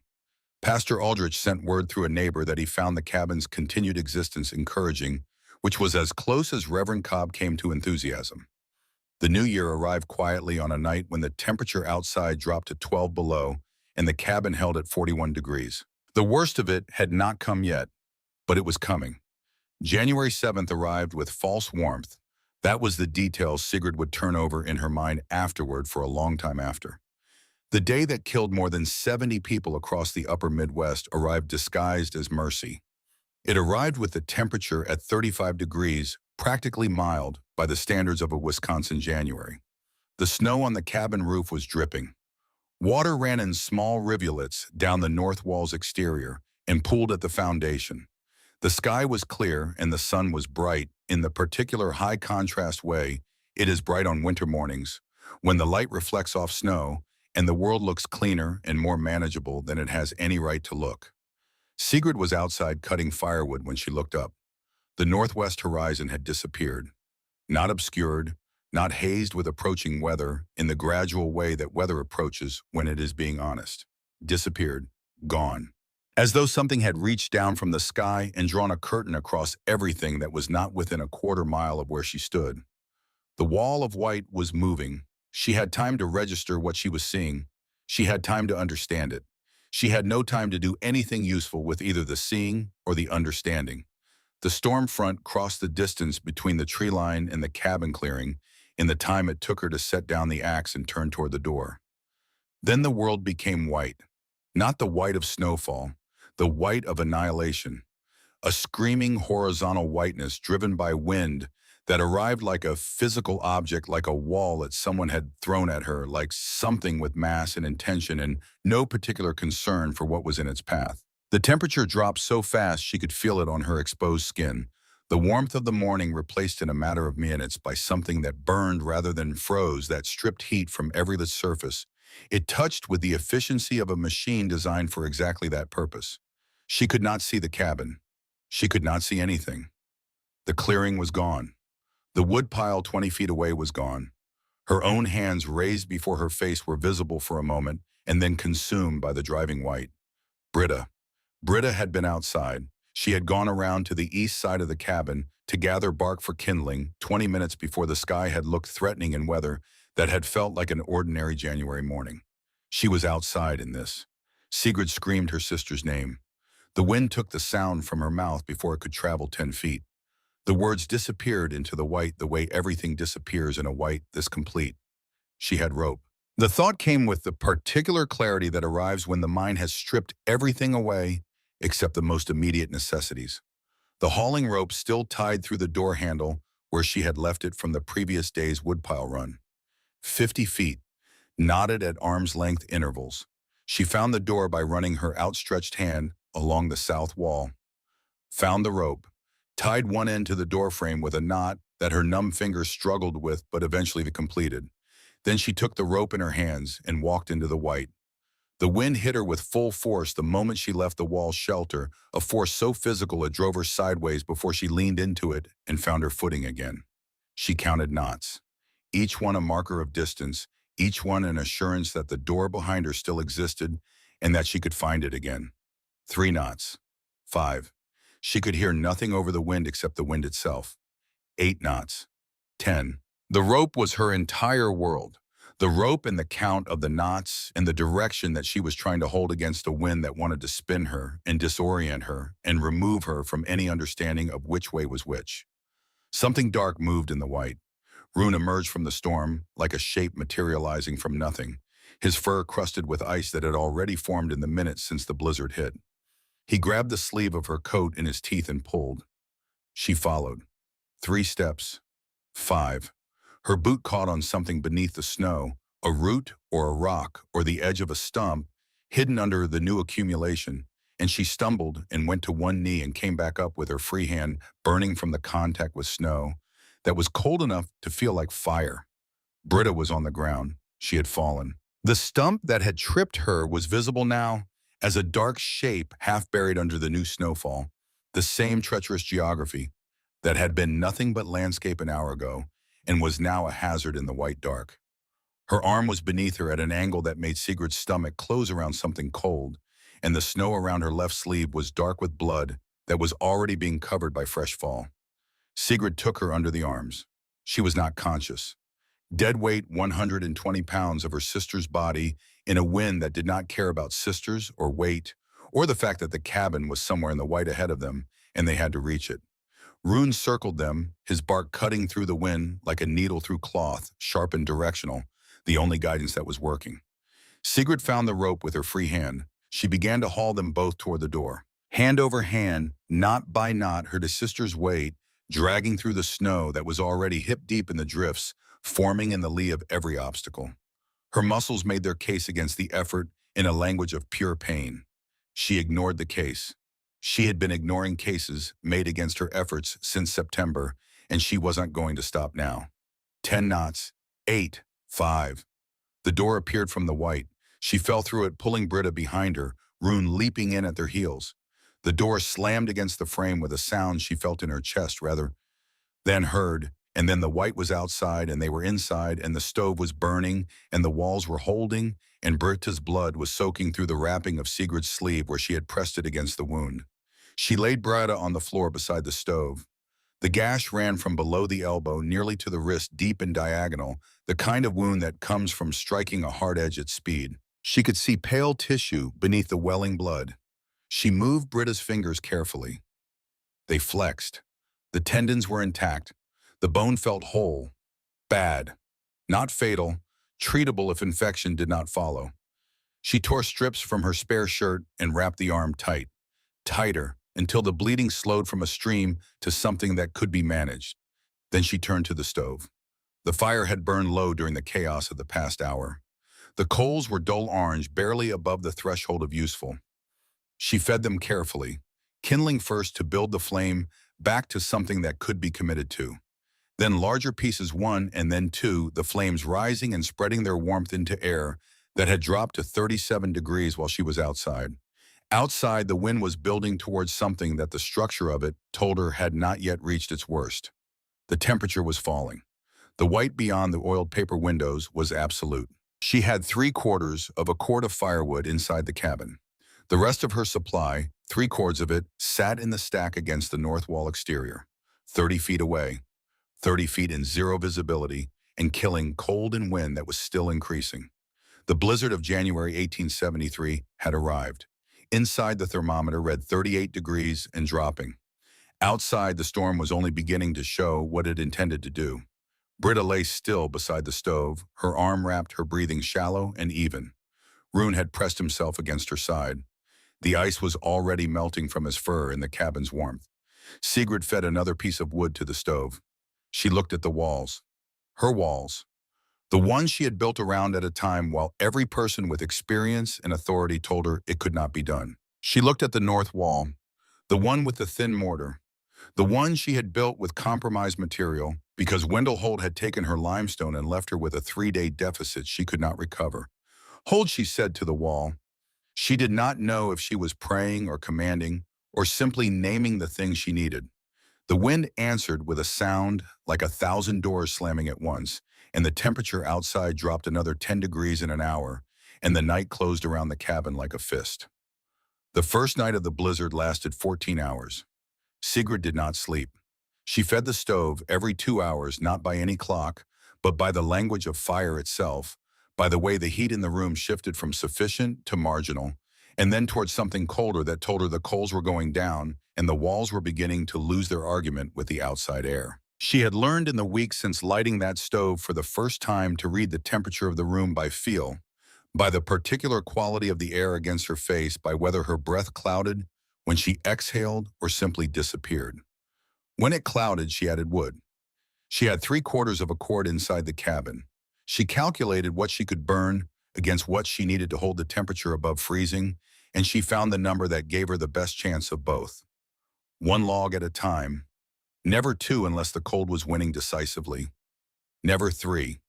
Three was the difference between surviving this night and not surviving the next one.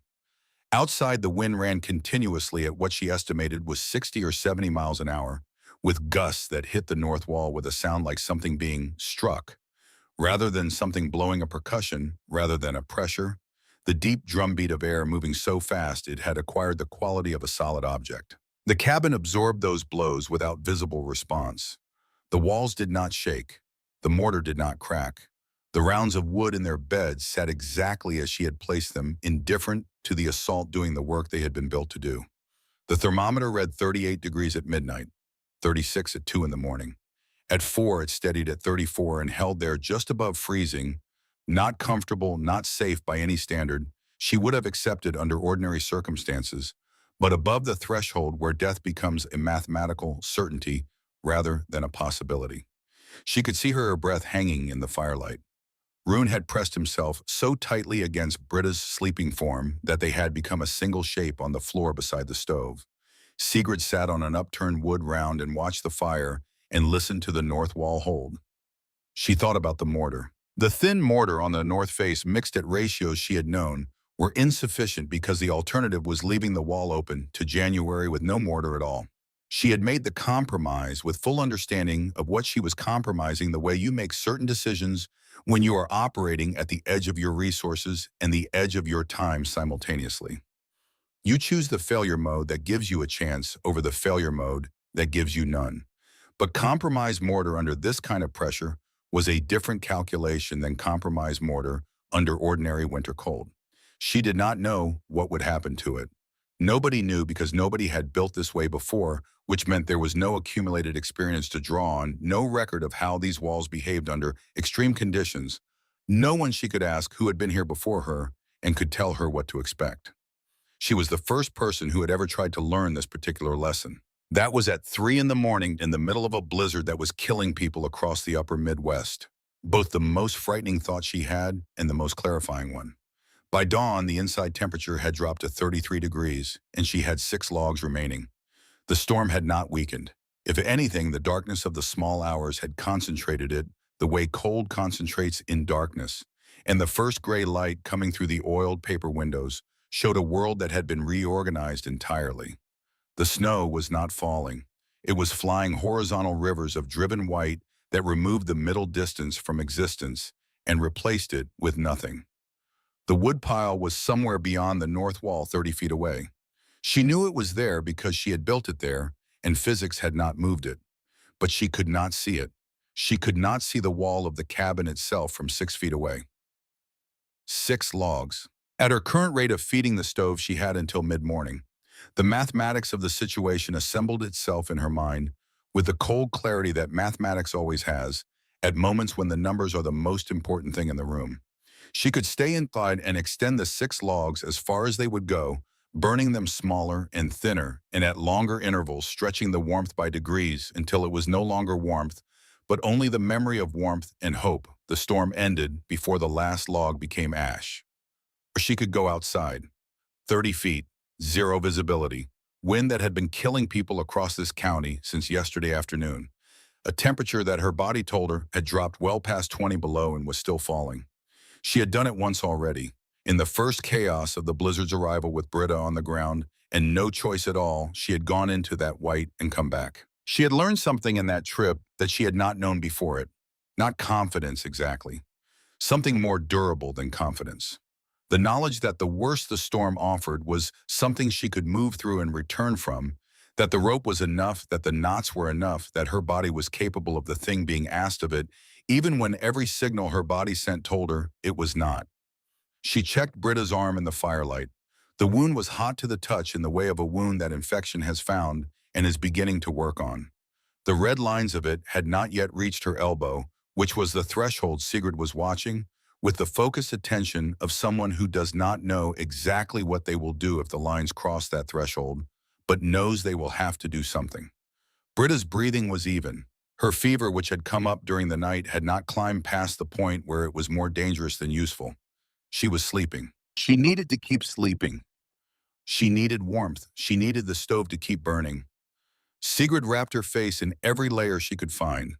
Her wool scarf first, then strips of linen torn from the spare shirt she had already partially destroyed for Britta's bandages, then a piece of canvas that had been serving as a work mat and still carried the smell of lime and sawdust from the months of building.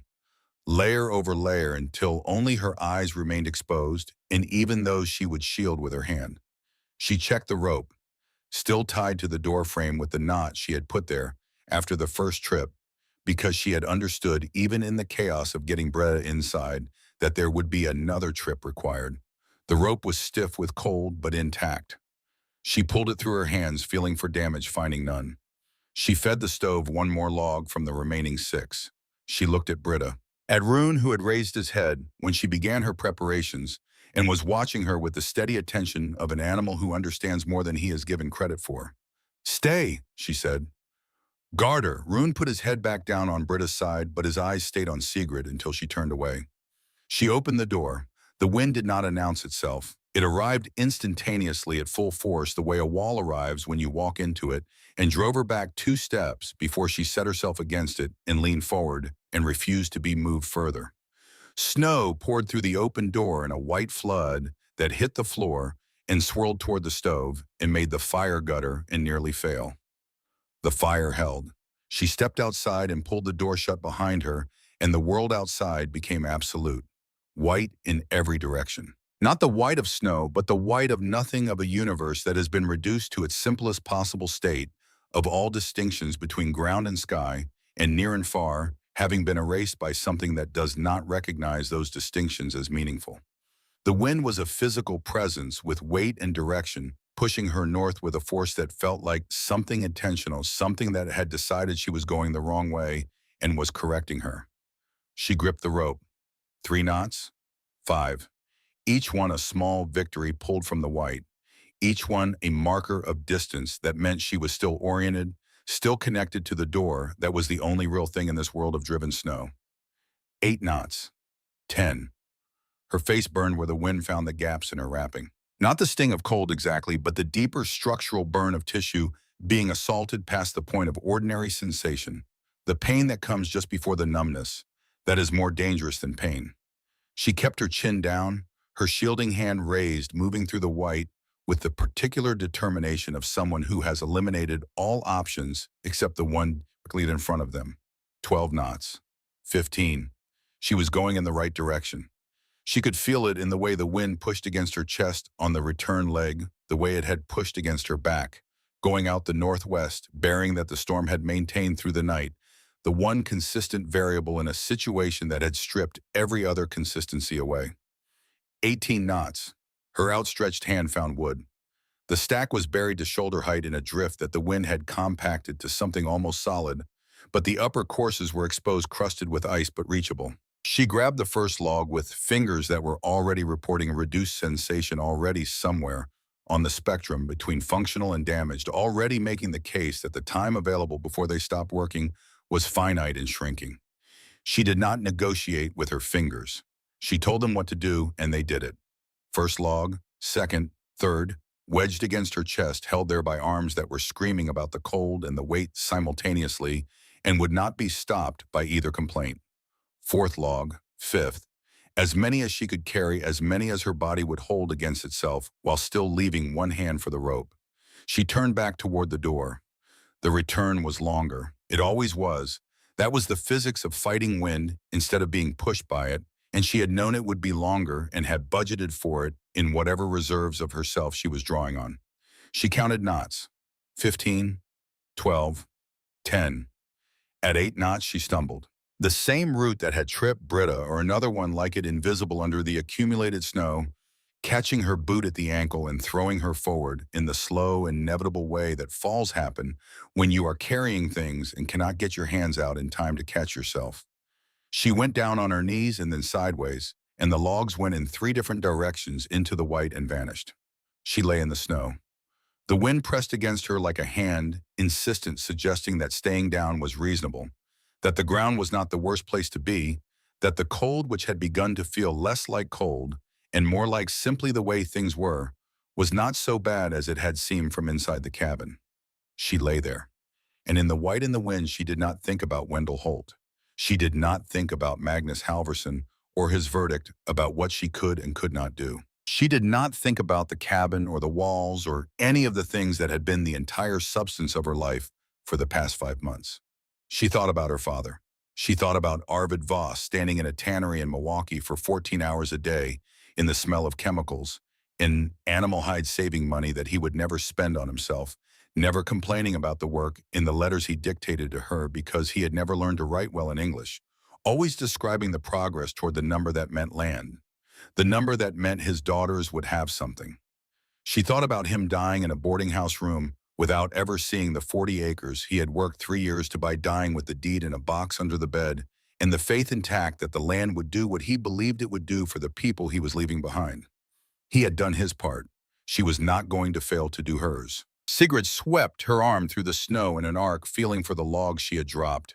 Found one, swept further, found a second. The third had gone further in the fall, and she could not locate it, and she had already spent more time on the ground than she could afford. 2 logs. She got up. 2 logs and 4 remaining from before her trip. 6 logs total, not as many as she had hoped for, more than she had when she opened the door. She found the rope. She counted knots. 5, 3, 2. The door appeared from the white like a memory of something real, and she fell through it, and it slammed behind her, and the storm became something that was happening elsewhere. She added both logs to the stove without speaking. Rune had not moved from Britta's side. The thermometer read 32 degrees, exactly the freezing point of water, the threshold below, which the fight became a different kind of fight entirely. She stood in the center of the cabin she had built and looked at the walls. The north wall, the wall with the thin mortar pressed under what she now understood was at least 6 feet of accumulated drift on its exterior face. She had been thinking about the mortar's weakness since November, turning it in the back of her mind, the way you turn a worry that cannot be resolved but cannot be abandoned, either waiting for the failure she had compromised into existence. But as she stood there in the 32-degree air, with the stove beginning to recover and the fire building back towards something that could hold a room, she noticed something. The north wall was not the coldest wall. The east wall, exposed on its full face to the wind that was wrapping around the cabin's corners, was colder to the touch than the north. The west wall was colder. The south wall, shielded by the cabin's own mass, was the warmest of the 4. But the north wall, the wall that was taking the full direct assault of a blizzard that had been running at 60 miles an hour for 16 hours, was warmer than either of the exposed side walls. She pressed her palm flat against it. She stood there for a long moment, feeling what the wall was telling her. The 6 feet of compacted snow on the north wall's exterior face was not simply snow, it was insulation. The same principle that made the sawdust in the wall's core resistant to heat transfer was operating at a larger scale on the outside. Millions of tiny trapped air pockets in the snow's crystalline structure, creating a barrier that the wind could not penetrate and the cold could not easily cross. The snow was doing on the outside what the sawdust was doing on the inside, and together they were performing at a level that neither would have achieved alone. The wall's weakness had been covered over, literally and physically, by the storm that should have exploited it. The thin mortar was hidden under 6 feet of blizzard. The thing she had built wrong was being protected by the consequences of the thing trying to destroy it. She stood there with her palm against the north wall for a longer time, long enough for the fire to recover, long enough for the thermometer to begin its slow climb back toward 35, long enough for something to move through her that was too large and too complicated to be simply relief, something that touched the place where exhaustion and wonder occupied the same territory. She had built wrong in one place, and the wrong place had become the right place. She would not understand the full physics of it for months, would not be able to explain it fully, until Britta, recovering through the long weeks of January, worked through the calculation and described in precise terms what had happened. But she felt it against her palm. On the morning of the blizzard's second day, felt the warmth held in the wall that should have been failing, and she understood, in the way you understand things before you can articulate them, that the cabin was going to hold. The second night was different. Not easier. The storm had not weakened.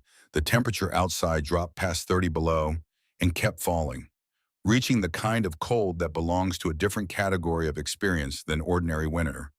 The cold that kills not gradually but quickly, that strips heat from a body with an efficiency that allows almost no margin for error. But the cabin held at 36 degrees, and Sigrid had 6 logs inside, plus what she had stacked against the interior wall on her first trip, and she knew now that the walls were going to do their share of the work. She made 2 more trips to the woodpile on the second day. The first nearly ended her. The wind had shifted overnight, coming now from due north rather than northwest, which meant she was walking directly into it on the outbound leg, with no benefit of bearing to guide her and no margin for drift. She moved 6 inches at a time, bracing against gusts that wanted to take her off her feet, counting knots with a grip that had reduced itself to pure intention over physical sensation. She returned with 4 logs and sat on the floor for 20 minutes before she could properly grip anything. The second trip she made in the afternoon during a brief period when the wind dropped from extraordinary to merely severe. She moved fast, ignoring the pain in her hands that had been building since the first morning, and brought back 8 logs. When she came back through the door, she stood still for a full minute and listened to the sound of her own breathing, returning to something normal. By nightfall of the second day, she had 2 full cords of wood inside the cabin. Enough for 2 weeks at the rate she was burning. Enough that the arithmetic stopped being an active emergency and became simply a management problem. Britta's fever had broken on the afternoon of the second day. The red lines of the infection had climbed past her elbow before they stopped closer to the boundary of serious than Sigrid would have chosen but stopped. Britta drifted in and out of a sleep that was more rest than fever by evening, and on the morning of the third day, she opened her eyes with something like clarity in them and asked for water in a voice that was hoarse but present. She drank. She looked at the walls. She looked at Sigrid, who was sitting on the floor with her back against the south wall, and her eyes open in a face that showed the accumulated cost of 3 days of what she had just done. "The walls are holding," Britta said. "Yes. How long has the storm been running? Going on 3 days." Britta was quiet for a moment, processing this. "How much wood inside enough?" Britta lay back and looked at the ceiling. The cedar shake roof above them, built from wood she had helped split in October, was intact. Not a single gap where light should not have been. "He said we would die out there," Britta said. She did not need to specify who. "He was working with the information he had," Sigrid replied. "He was wrong," said Britta. "He was working with what everyone knew," Sigrid said. "Everyone knew the same thing. He just said it out loud." Britta turned her head and looked at her sister. "We knew something different." Sigrid looked at the north wall, at the rounds of wood in their mortar, holding 37 degrees against 30 below outside, at the proof that was standing all around them in material form. "Grandfather knew it," she said. "We just remembered it." On the morning of the third day, the wind stopped. It happened so gradually that Sigrid did not register it at first. The roar that had been the constant texture of existence for 72 hours faded to a howl, the howl to a moan, the moan to a whisper, and then to a silence so complete that the sound of the fire in the stove was suddenly audible, in a way it had not been since before the storm began. The constant pressure against the north wall eased. The cabin stopped its periodic creaking. She opened the door. The world outside was unrecognizable. Snow lay chest high along the north face of the cabin, sloping to knee depth at the south. The woodpile was a white mound with the uppermost logs just visible above the drift.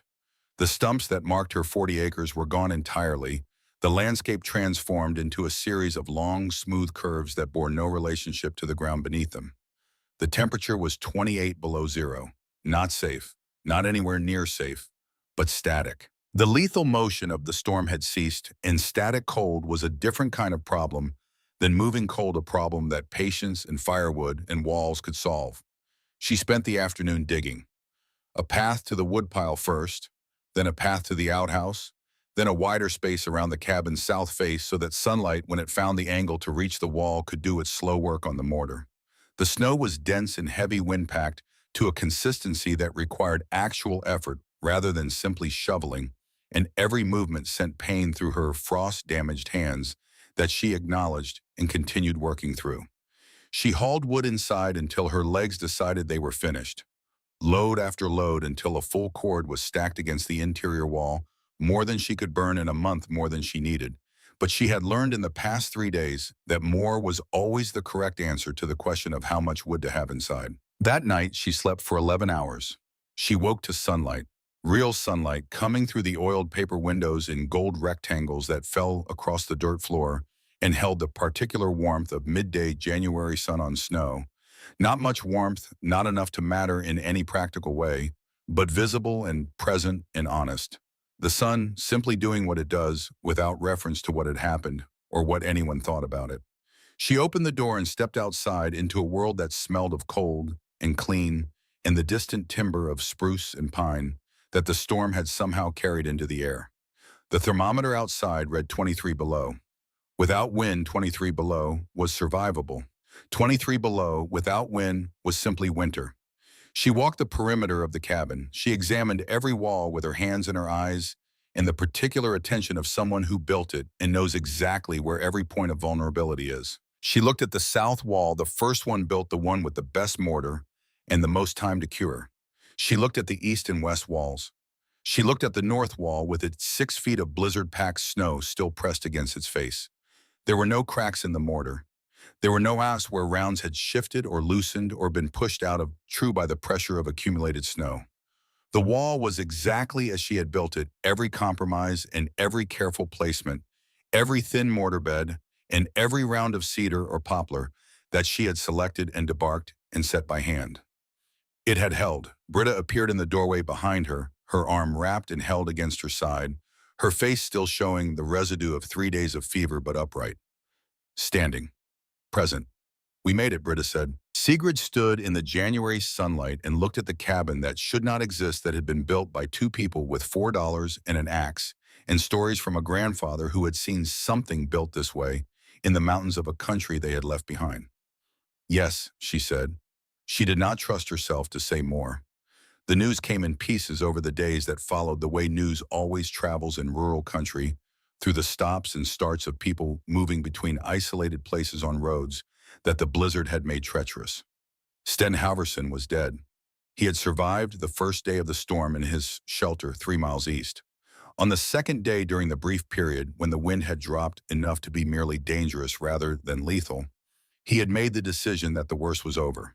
He had set out for a neighbor's place looking for company, looking for the reassurance of another person in a situation that had become frightening in his solitude. He died in the open somewhere between his door and his destination, caught by the storm's second wave before he reached shelter. They found him in February, standing upright in the snow, with his arms still reaching forward toward a place he would never reach.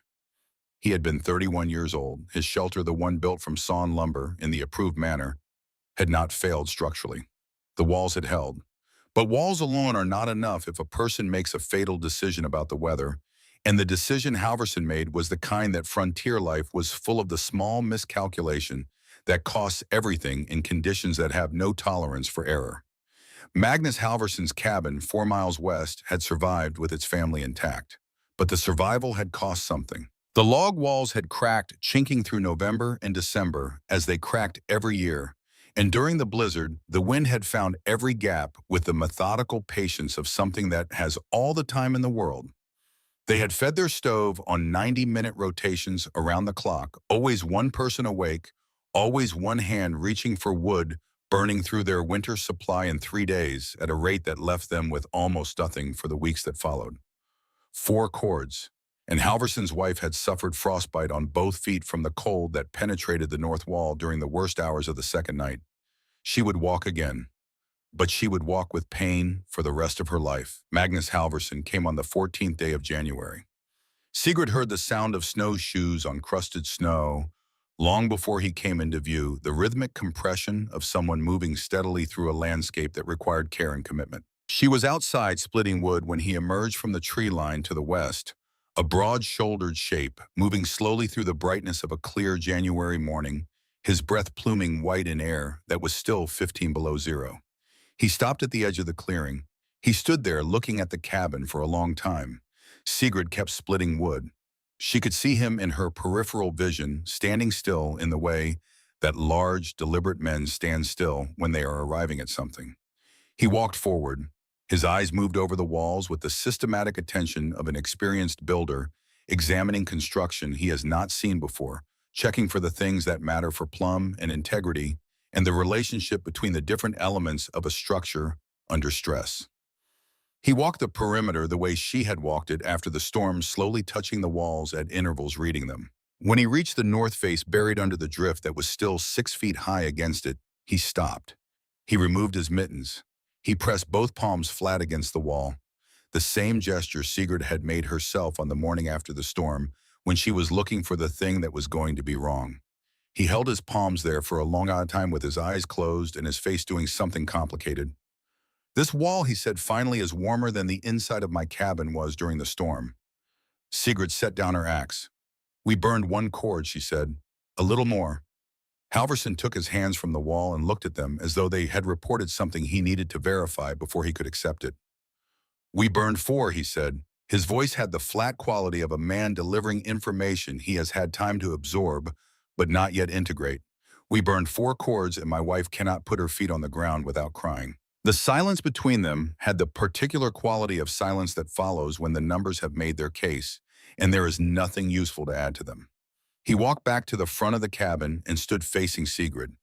He was a man who had survived 11 Wisconsin winters and buried two brothers to the cold and built his home with 20 men in 3 days and told this woman to her face that she would die. He had said it with the confidence of certainty, the confidence of experience, the confidence of someone who knows what he knows because he has paid for the knowledge in the hardest possible currency. He looked at the walls. "I have been building wrong," he said. 15 years I have been chinking those logs and watching the chinking crack every November and packing it again and watching it crack again. And I thought that was simply the cost, simply the thing you pay to live in this climate." He paused. "I did not know there was a different way. I did not know because no one who built differently had ever survived a winter here to show me what the difference looked like." Sigrid waited. "Tell me how you built this," Halvorsen said. "I have sons who need land, and the good timber is gone. The cut-over land is what remains, and no one can afford to leave it empty. Tell me how." She looked at him, at the man who had told her she would die, at the face that was showing her without concealment the adjustment of a person whose certainties have been overturned by evidence he cannot argue with. "Come inside," she said. "I will show you everything." She showed him everything. The mortar ratios first, because mortar was the foundation of everything else, the element that failed in log cabins every winter and did not fail in cordwood walls, because the wood itself moved with the mortar rather than against it, shrinking and swelling in the same direction, maintaining the seal rather than breaking it. She explained the two-phase system, the sawdust insulation between the faces, the way dead air resisted heat transfer in both directions, keeping warmth in as effectively as it kept cold out. She showed him the end grain orientation of the rounds, the reason it worked the way end grain shed water, the way a duck sheds water, while side grains soaked it up and rotted from the inside out. She showed him how to select wood, how to debark it, how to stack it for drying, how to burn limestone for quicklime, and slate quicklime into the mortar base. She showed him everything. Halvorsen asked questions the way experienced builders ask questions, not to display ignorance, but to verify understanding, to check his mental model of the system against the system itself. His questions were good. They were the questions of someone who had been building for a long time and was now applying that experience to something new, finding the connections between what he knew and what he was learning. When he was finished asking, he sat in the cabin for a while without speaking. "My sons will come in spring," he said finally. "I will send them to you. Teach them what you taught yourself." "Send them," Sigrid replied. "We will teach anyone who asks." Halvorsen looked at the thermometer on the wall. at the stove that was maintaining 44 degrees against 15 below outside with a cord of wood that had lasted 3 days during the blizzard. When I came here this morning, he said I did not know what I would find. I told myself I was coming to check whether you were alive. He paused. That was not the whole truth. She waited. I came because I needed to know if I was wrong, not just about the cabin, about what I said to you in my dooryard in August, about what I told you was possible and what I told you was not. He stood up and moved to the door. I was wrong, he said, about all of it. He put on his mittens and opened the door and walked back out into the January morning, and Sigrid stood in the warmth of the wall she had built and watched him go. The story of what Wendell Holt had done emerged over the weeks following the blizzard, the way water emerges from frozen ground in the first thaw, slowly at first, then with gathering force. Conrad Strand had been the one who understood it first, because Conrad Strand was a man who paid attention to material facts and remembered what he observed without editorializing, and what he had observed in the weeks before the blizzard was Holt moving through the county with a particular kind of purposeful urgency that did not match the explanation of ordinary business. Strand had known about the limestone rights. He had heard about the purchase shortly after it happened from the landowner who had sold them, who had been surprised by the offer and had asked around afterward whether anyone understood why Holt would want limestone rights along a creek in the middle of cutover country. The question had circulated without reaching an answer until Strand put it alongside what he knew about the woodpile house and the materials Sigrid needed and the timing of when the purchase had been made. He said nothing publicly for a long time. That was not his way. But he spoke to Reverend Cobb, who's spoken to others in the careful, indirect manner of a man who understands that some things are better understood than announced. By February, the settlement knew, not every detail, but the shape of it. The shape of a man who had watched two young women arrive on worthless land with nothing and had understood, before they understood themselves, that what they were attempting might actually work, and had made the calculation that the cost of letting it fail was lower than the cost of letting it succeed. Who had sat in his store behind his counter with his $20 bet and his limestone rights and his offer of $8 for their father's land, and watched patiently for the death he had positioned himself to profit from. No one said this to Holt's face. No one brought him to any accounting. There was no formal accusation, no legal consequence, nothing that could be pointed to as the moment when the community rendered its judgment. But when Holt walked into his own store on a February morning, the men who had been standing at the counter talking moved apart slightly, the way men move apart so slightly when someone enters a space that is no longer entirely his. When he walked into the church that Reverend Cobb served, people did not turn around to greet him the way they had turned around before.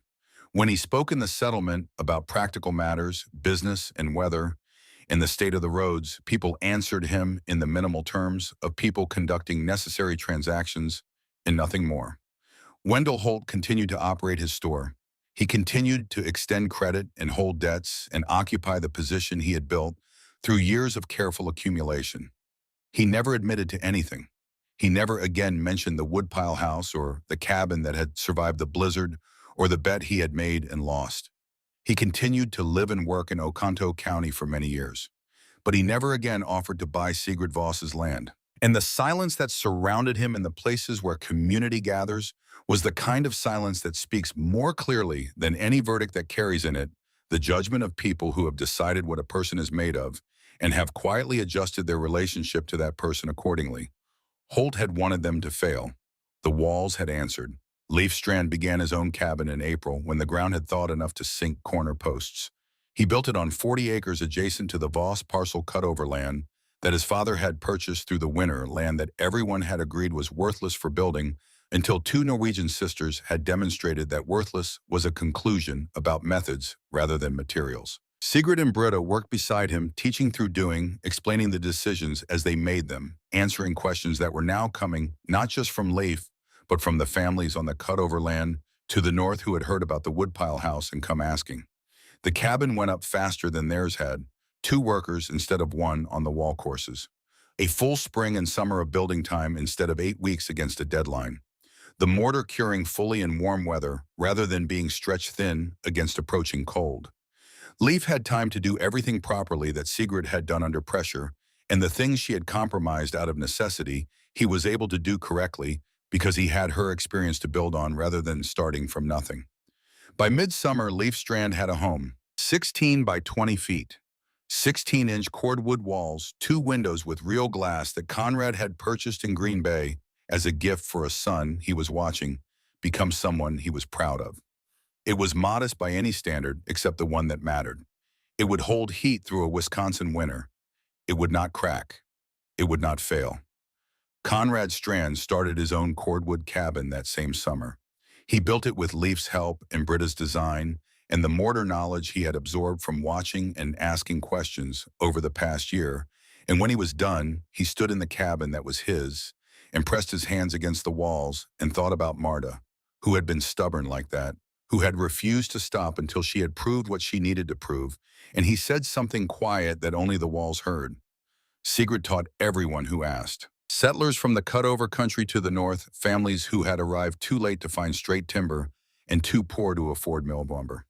A Finnish man named Orvalki Maki, who had lost everything in the financial panic and was starting over with less than Sigrid had started with. A Norwegian family named Strand, distant relations of Conrad, who had wintered in a dugout and were ready to build properly. A widow named Margaret Feld, whose husband had died of pneumonia in November, leaving her with 3 children and a half-built structure that would not see another winter. She taught them all. She answered questions until her voice went rough, and then she answered more because the questions were all the same question, underneath the question of how to survive in a place that wanted to kill you with cold, and she had an answer that worked. When a man named Orvolki asked why she did not charge, why she did not make money from what she knew, when people would clearly pay for it, she thought about the answer for a moment. Conrad Strand gave us food when we had nothing and asked for labor in return when we could pay it, she said. Magnus Halverson came to us after the blizzard and asked us to teach him rather than staying home with his pride. Reverend Cobb told us before the worst of it that what we were doing mattered beyond ourselves and asked whether we were ready for that. She looked at the man with his worn coat and his weathered face and his 40 acres of cutover land where he was going to build something that would hold against whatever came. You repay that kind of debt with knowledge, she said. Not with money, Orvolki nodded slowly. He understood debts like that. Everyone who had arrived in this country with nothing understood debts like that. By the autumn of 1873, 5 cordwood structures were rising across Oconto County. By the following spring 12, Britta never married.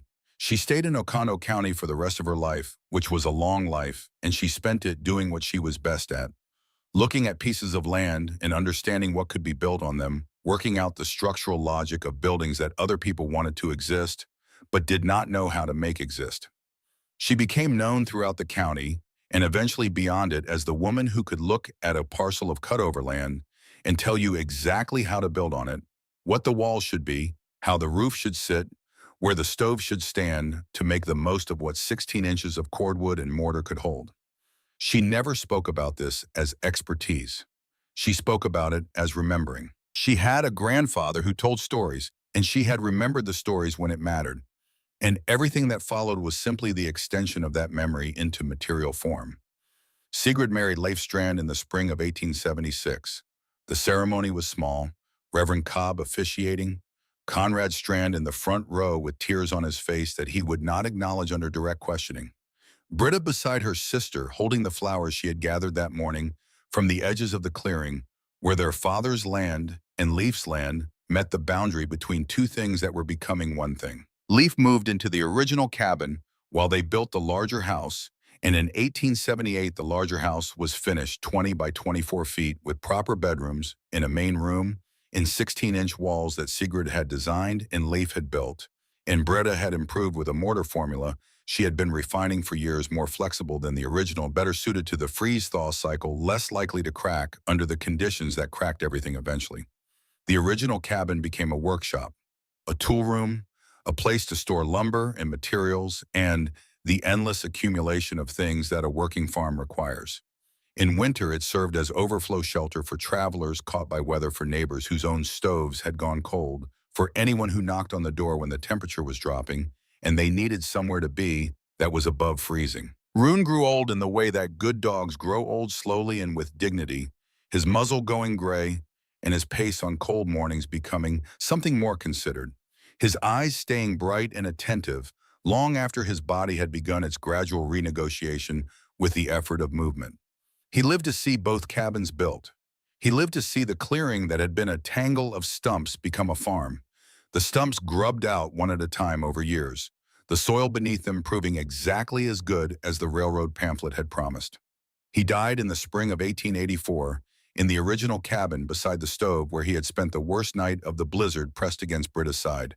Sigrid found him there on a morning that smelled of thaw, and new earth curled on the floor with his nose tucked under his tail, the way he had always slept when he felt safe.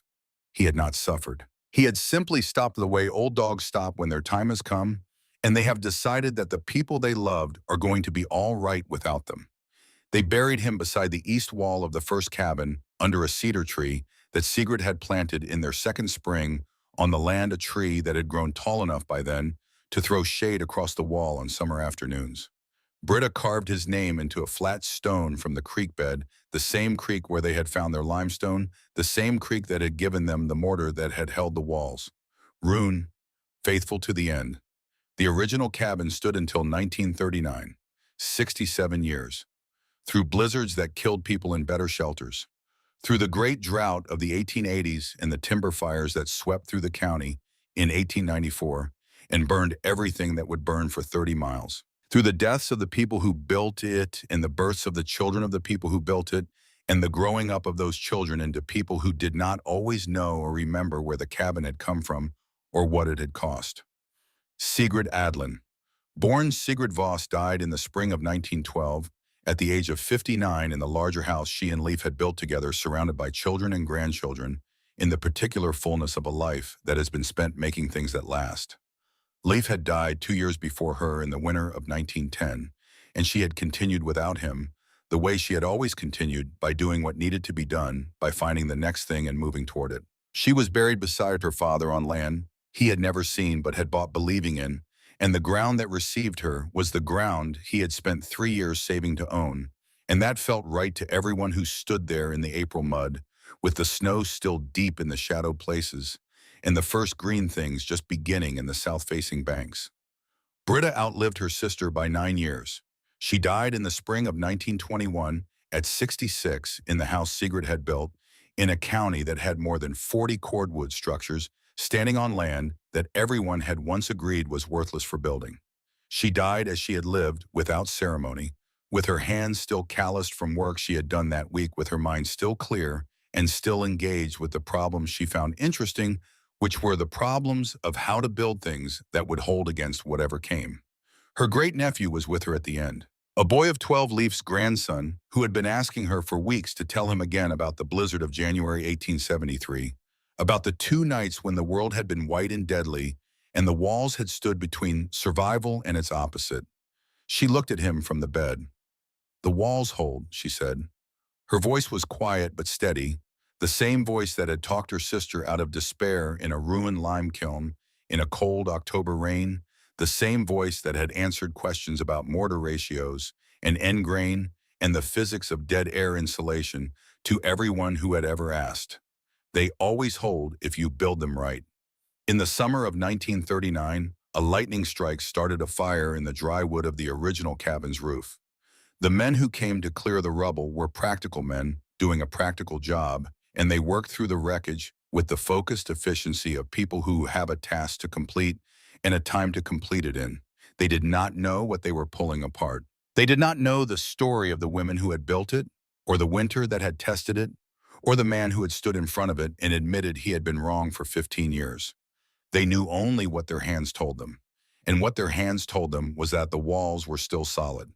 After 67 years, the mortar had not crumbled. The end grain of the wood had not rotted. The rounds were as dense and firm as the day they had been set. They pulled them apart with effort, with the effort of dismantling something that had been built to resist, and they piled the pieces and the rubble and moved on to the next job. And the clearing where the cabin had stood returned slowly to the uses that land finds for itself when people have finished with it. What they had dismantled was in its way a letter, written in wood and lime and sawdust by 2 people who had nothing and built anyway. Written in the language of end grain and mortar and 16 inches of trapped air. Written to be read by the cold itself, which is the hardest reader and the most honest critic, and the only one that tells you the truth about what you have built by simply pressing against it until it either holds or fails. The walls held. They held for 67 years through everything Wisconsin could offer. They held long after the people who built them were gone, long after the argument about whether they could be built had been settled by the fact that they were standing. They held until lightning found them, which is not a failure of construction, but simply the eventual arrival of something that walls were never designed to stop.